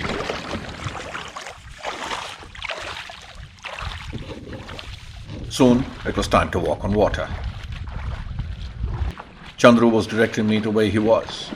He was being guided by the map on his phone, not realizing that I was live on the water with a first-hand knowledge of where I was and what I was faced with. I guessed he was being guided by the locals, and I followed his instructions, only to get grounded and get my time walking on the treadmill for almost 2 kilometers. Fortunately, the riverbed was firm, without any quicksand. Getting a little deeper. Start paddling. I will need to push it somewhere there, but I don't want to get into more than needed water. As I reached Sarkanda Ghat, there was time for a race with an improvised boat made out of a folded over aluminum sheet, held together with a piece of wood.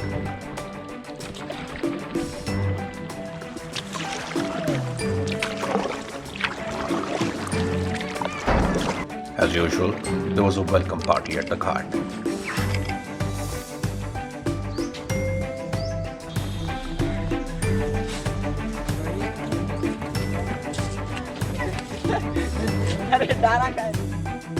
And then I was in the land of my birth, West Bengal. This is the Farakka Barrage.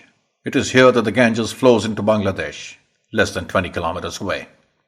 Completed in 1975, this barrage has been a bone of contention between the two countries, with India diverting water from the Ganges into the Hooghly River through a feeder canal, the very canal that I would be paddling on from now on. There is a lovely picnic spot here, except that it is dirty. There is a signboard that proclaims dustbin, but I did not find any dustbin in the entire area. I was finally on the home stretch.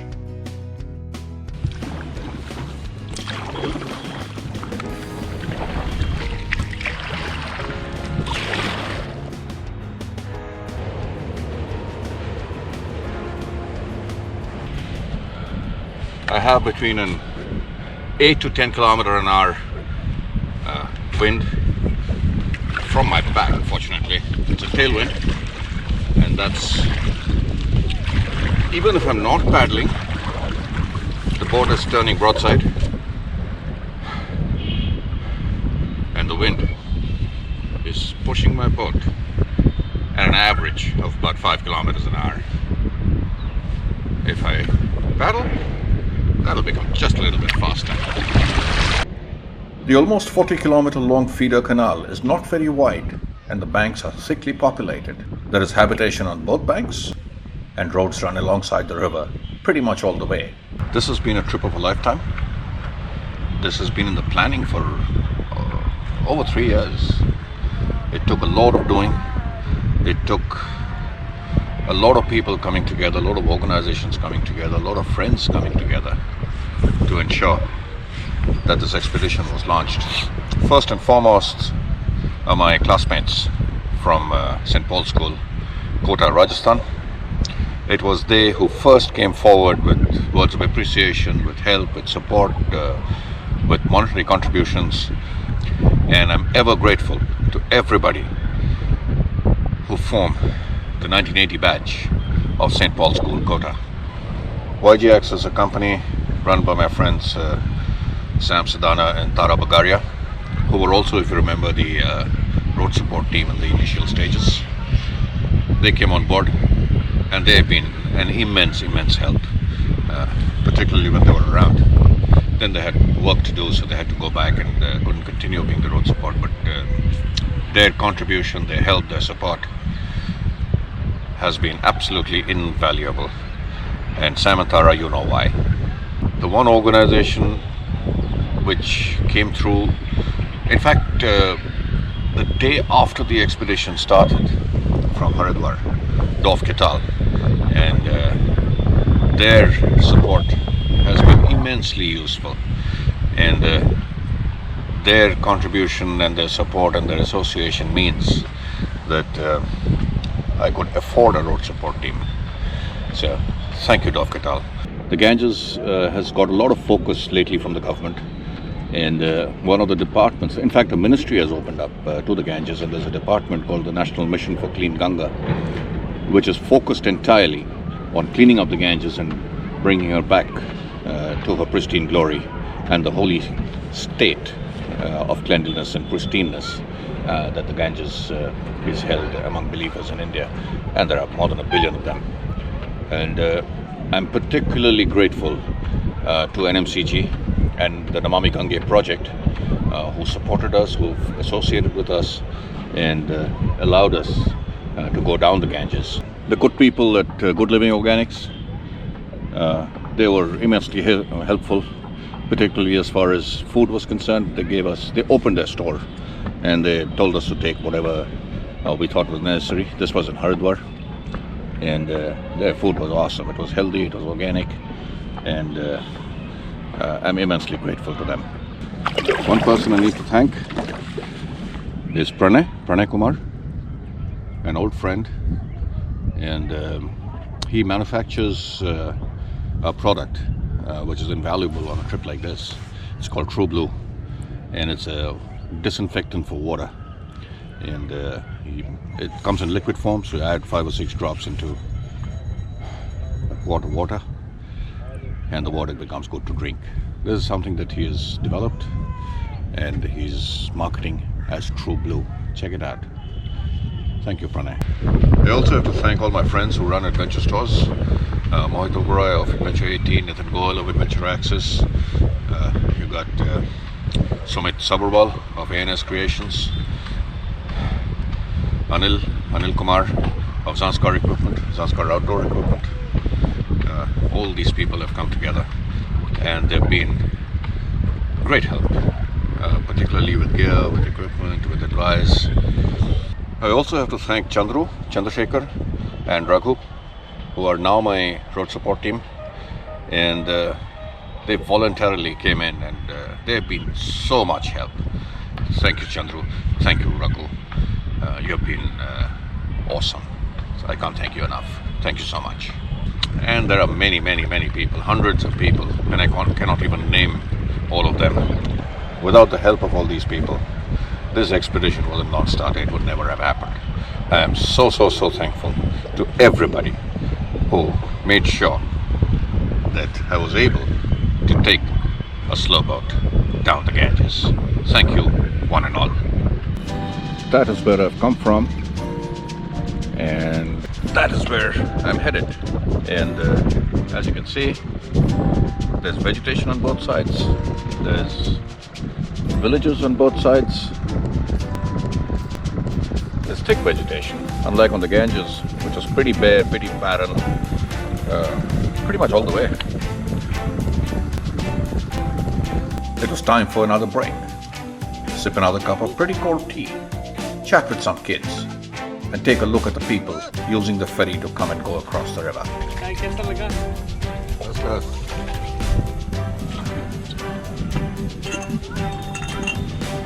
The destination was near, the end of the expedition was at hand. After so many days paddling the river, a definite sense of accomplishment was accompanied by a sense of emptiness. What now?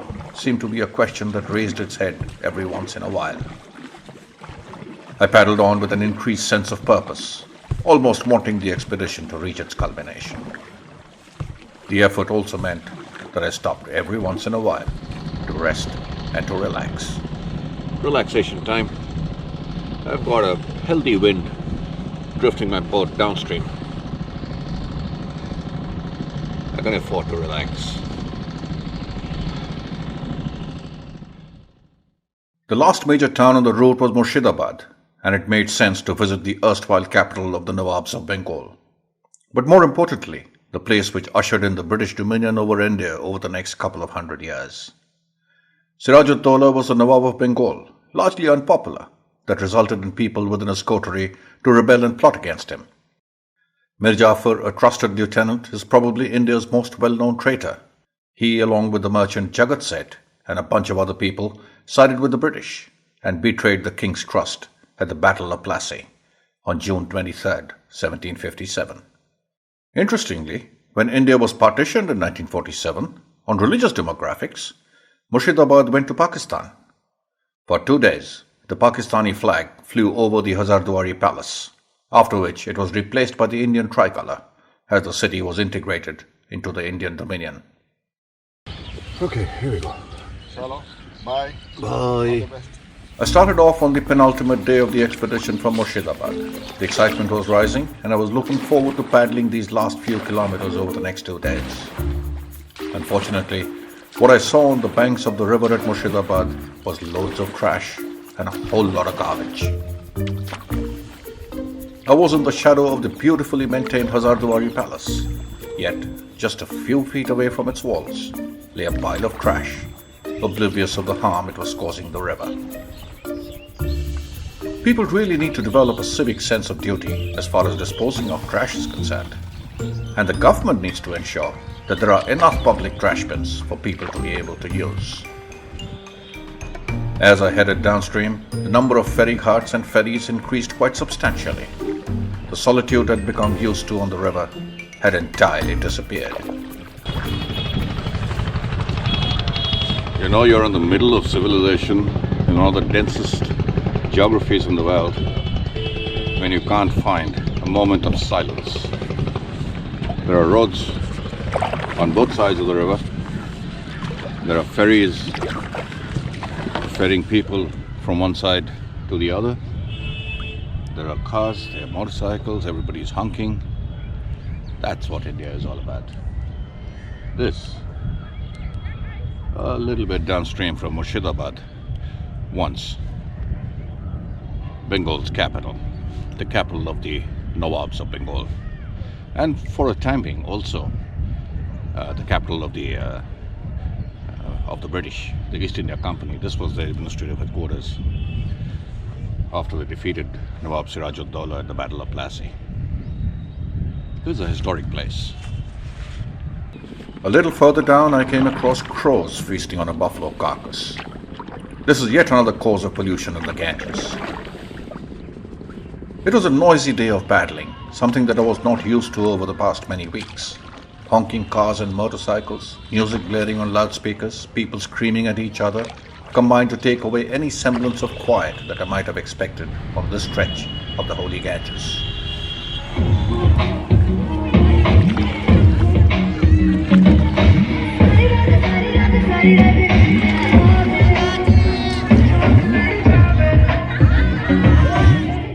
The noise carried on and on and on without respite. I had paddled under almost 50 bridges during this journey.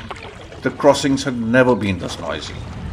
I will never understand the need for Indian drivers to honk so much, and entirely without cause. A slow boat down the Ganges is dedicated first and foremost to all those seafarers and adventurers of the olden days, of the last centuries, who, without the modern amenities that we have, GPSs, compasses, maps, they didn't have any of that.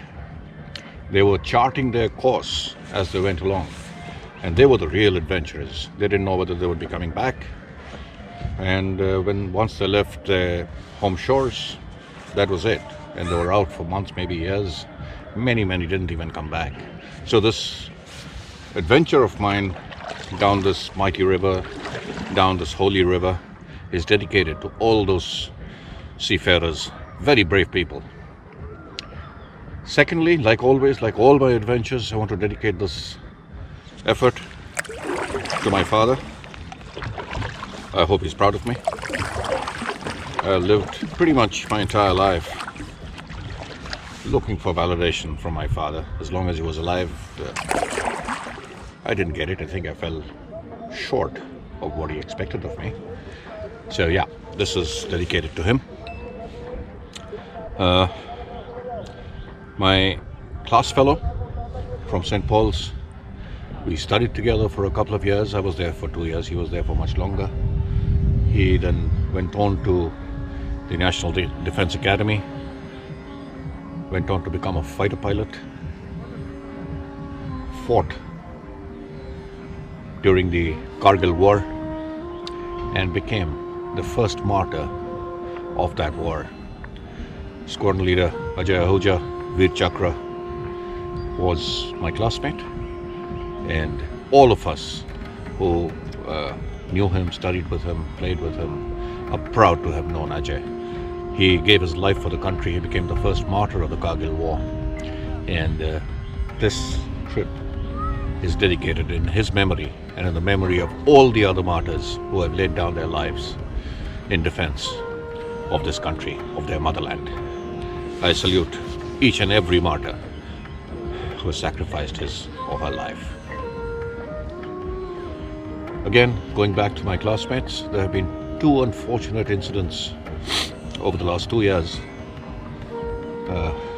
My very good friend Paul Verma, he's based out of Australia, and he lost his daughter, unfortunately, and it is sad. A young kid, life lost, and I can't even begin to imagine the pain, the anguish that the parents are going through. Paul, I feel for you. I can never ever imagine what you are going through, and I hope God gives you the courage to face this loss. I pray that her soul rests in peace. The second unfortunate thing which happened last year was again my very, very good friend, Devendra Sharma, Jhumru to all of us. He lost his son. His son was in the US. He was a DJ, doing pretty good DJ from what I hear. He lost his life, unfortunately. And again, extremely, extremely sad. Young kids losing their lives for no apparent reason. And the stresses of modern life is becoming too much to handle for many of these kids. And Chomru, again, I feel for you. I'm sorry for your loss, as I'm sure all your friends, your family, your acquaintances, anybody who knows you, you're a wonderful, wonderful human being. And you and your wife did not deserve this loss.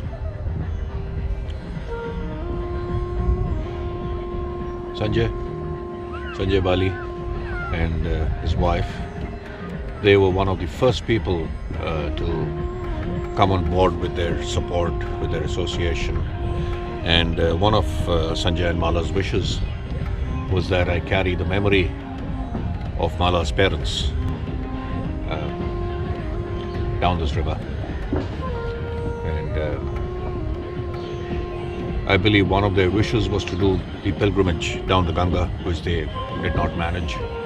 But once they heard that I was going down the Ganges, they wanted me to carry their memory, and which is what I'm doing. We all love our parents, and it's a great, great loss when we lose them. So, Sanjay, Mala, I'm proud to have been taking that message, that memory of your parents down the Ganges. Thank you so much for being my friends, all of you.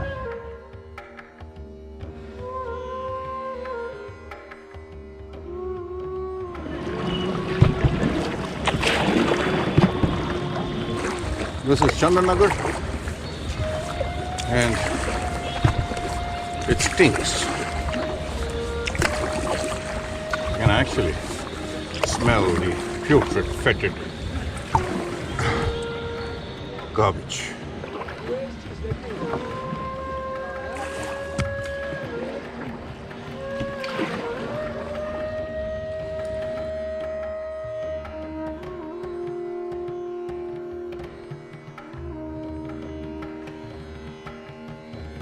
Next day, the final push began.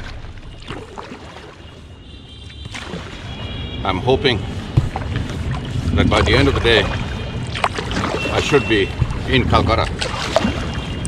It's about 40 odd kilometers to Calcutta, which on a regular Ganges I would be able to do in a day. I'm still more than 200 kilometers upstream, away from the sea. And the tides come all the way here and beyond. But the tide will change in about 5 or 6 hours. Then I'll have to be paddling against the tide, which will be very, very difficult. I see a lot of floating vegetation, but additionally I've seen a fair bit of trash. And all this plastic, all this trash will find its way into the ocean, screw it up. Plastic never decomposes, never biodegrades. Every piece of plastic that has ever been produced still exists. It just becomes smaller and smaller pieces. The blaring music came to me from loudspeakers on shore, probably egging me on towards my destination. Something that I did not like, expect, want, or appreciate. The ferry traffic on large barges instead of in small country boats increased substantially. With no bridge across the river for miles, this was the only means to get across. The one group of people have not thanked yet are those who have strengthened my resolve. And those are the people who told me I could not do it, I should not do it, what are the benefits of doing it, what am I getting out of it? You're so old, this is a physical endurance adventure event, I should rethink it, I should possibly decide not to do it. And every time I met somebody who told me not to, my resolve got strengthened. And I need to thank each and every one of those individuals for ensuring that I started on this journey. Even I didn't know whether I would finish it or not, but there's only one way to find out: to get on the river, start paddling, and then figure out whether you can complete it or not. I'm not the fittest person in the whole world, but I'm okay up here. Thank you, all of you, the naysayers, people who doubted, people who advised that I should listen to my biological age and refrain from these kind of activities. Thank you so much.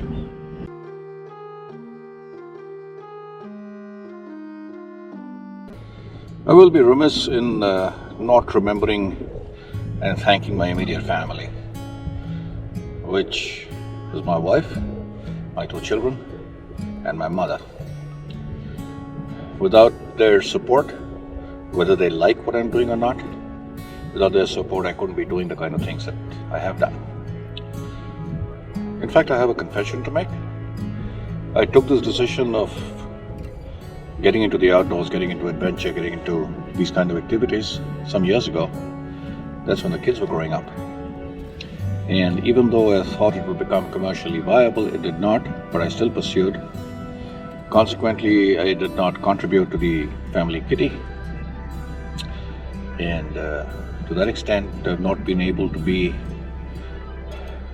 the kind of husband, the kind of father that I possibly could have been had I not taken the decisions or not made the choices that I did of getting into adventure sports. And I probably should have been a better husband, better father. I have not been. That's a regret from what I could have done, but I do not regret the choices that I've made into getting into this field. So I'm sorry that I couldn't be what was expected out of me, and but I don't regret the choices that I've made.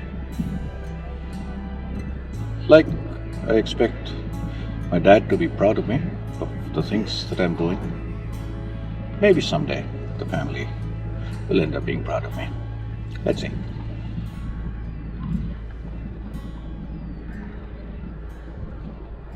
Yeah.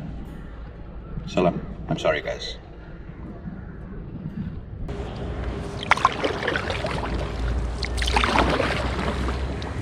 That's the Dakshineshwar Bridge, which is just on the outskirts of Calcutta. Now I can truly say that the journey is nearing completion. That bridge you see ahead is the Bali Bridge, and once I cross under that, I'll find Calcutta. The tide is still in my favor. Getting into slack water now. A couple of hours more to go on a slow boat down the Ganges. I'm within touching distance, within smelling distance of Calcutta.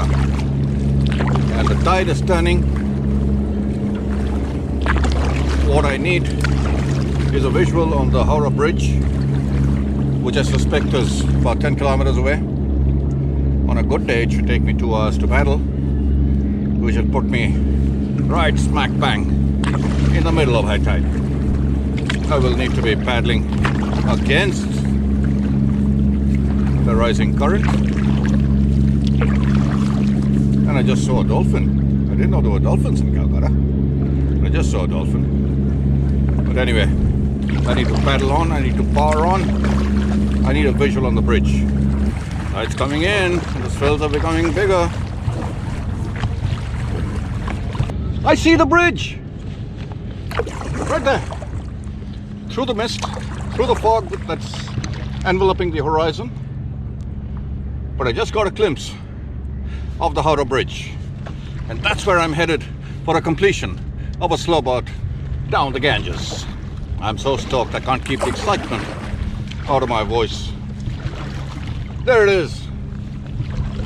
Just take a little bend in the river and I should be there in about an hour.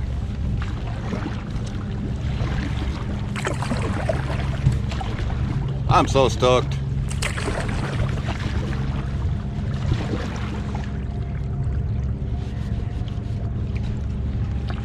I don't know if you can see the jetty in front, but if you look just beyond the jetty,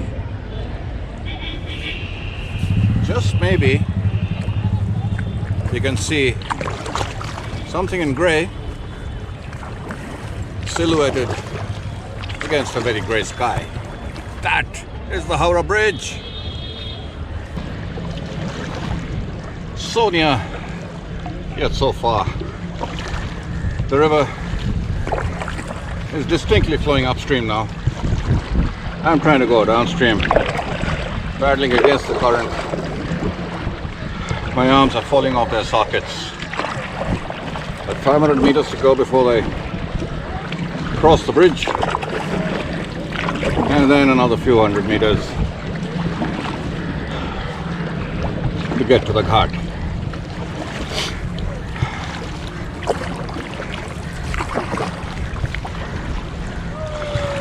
This is getting very strenuous indeed.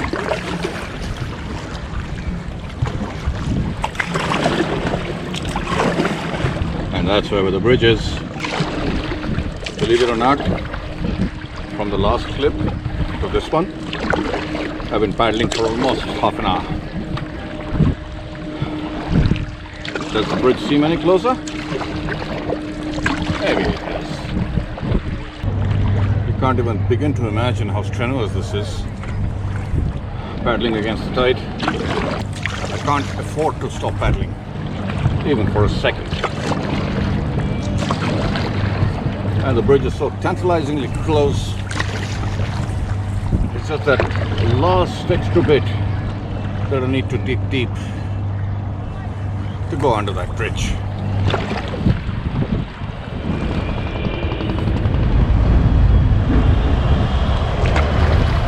And I've done it! There's the bridge behind me. And just as I was going under the bridge, the batteries died. And in the process of changing the camera batteries, I went back right under the bridge. I've been seeing this bridge for about 3 kilometers, and it's taken me upwards of 2 hours to do that distance, paddling against the current. But that's it. This is the culmination of a slow boat down the Ganges. Folks, it's been wonderful. It's been educative, meditative, therapeutic, something I've always wanted to do, something which people told me I shouldn't do. But well, here I am.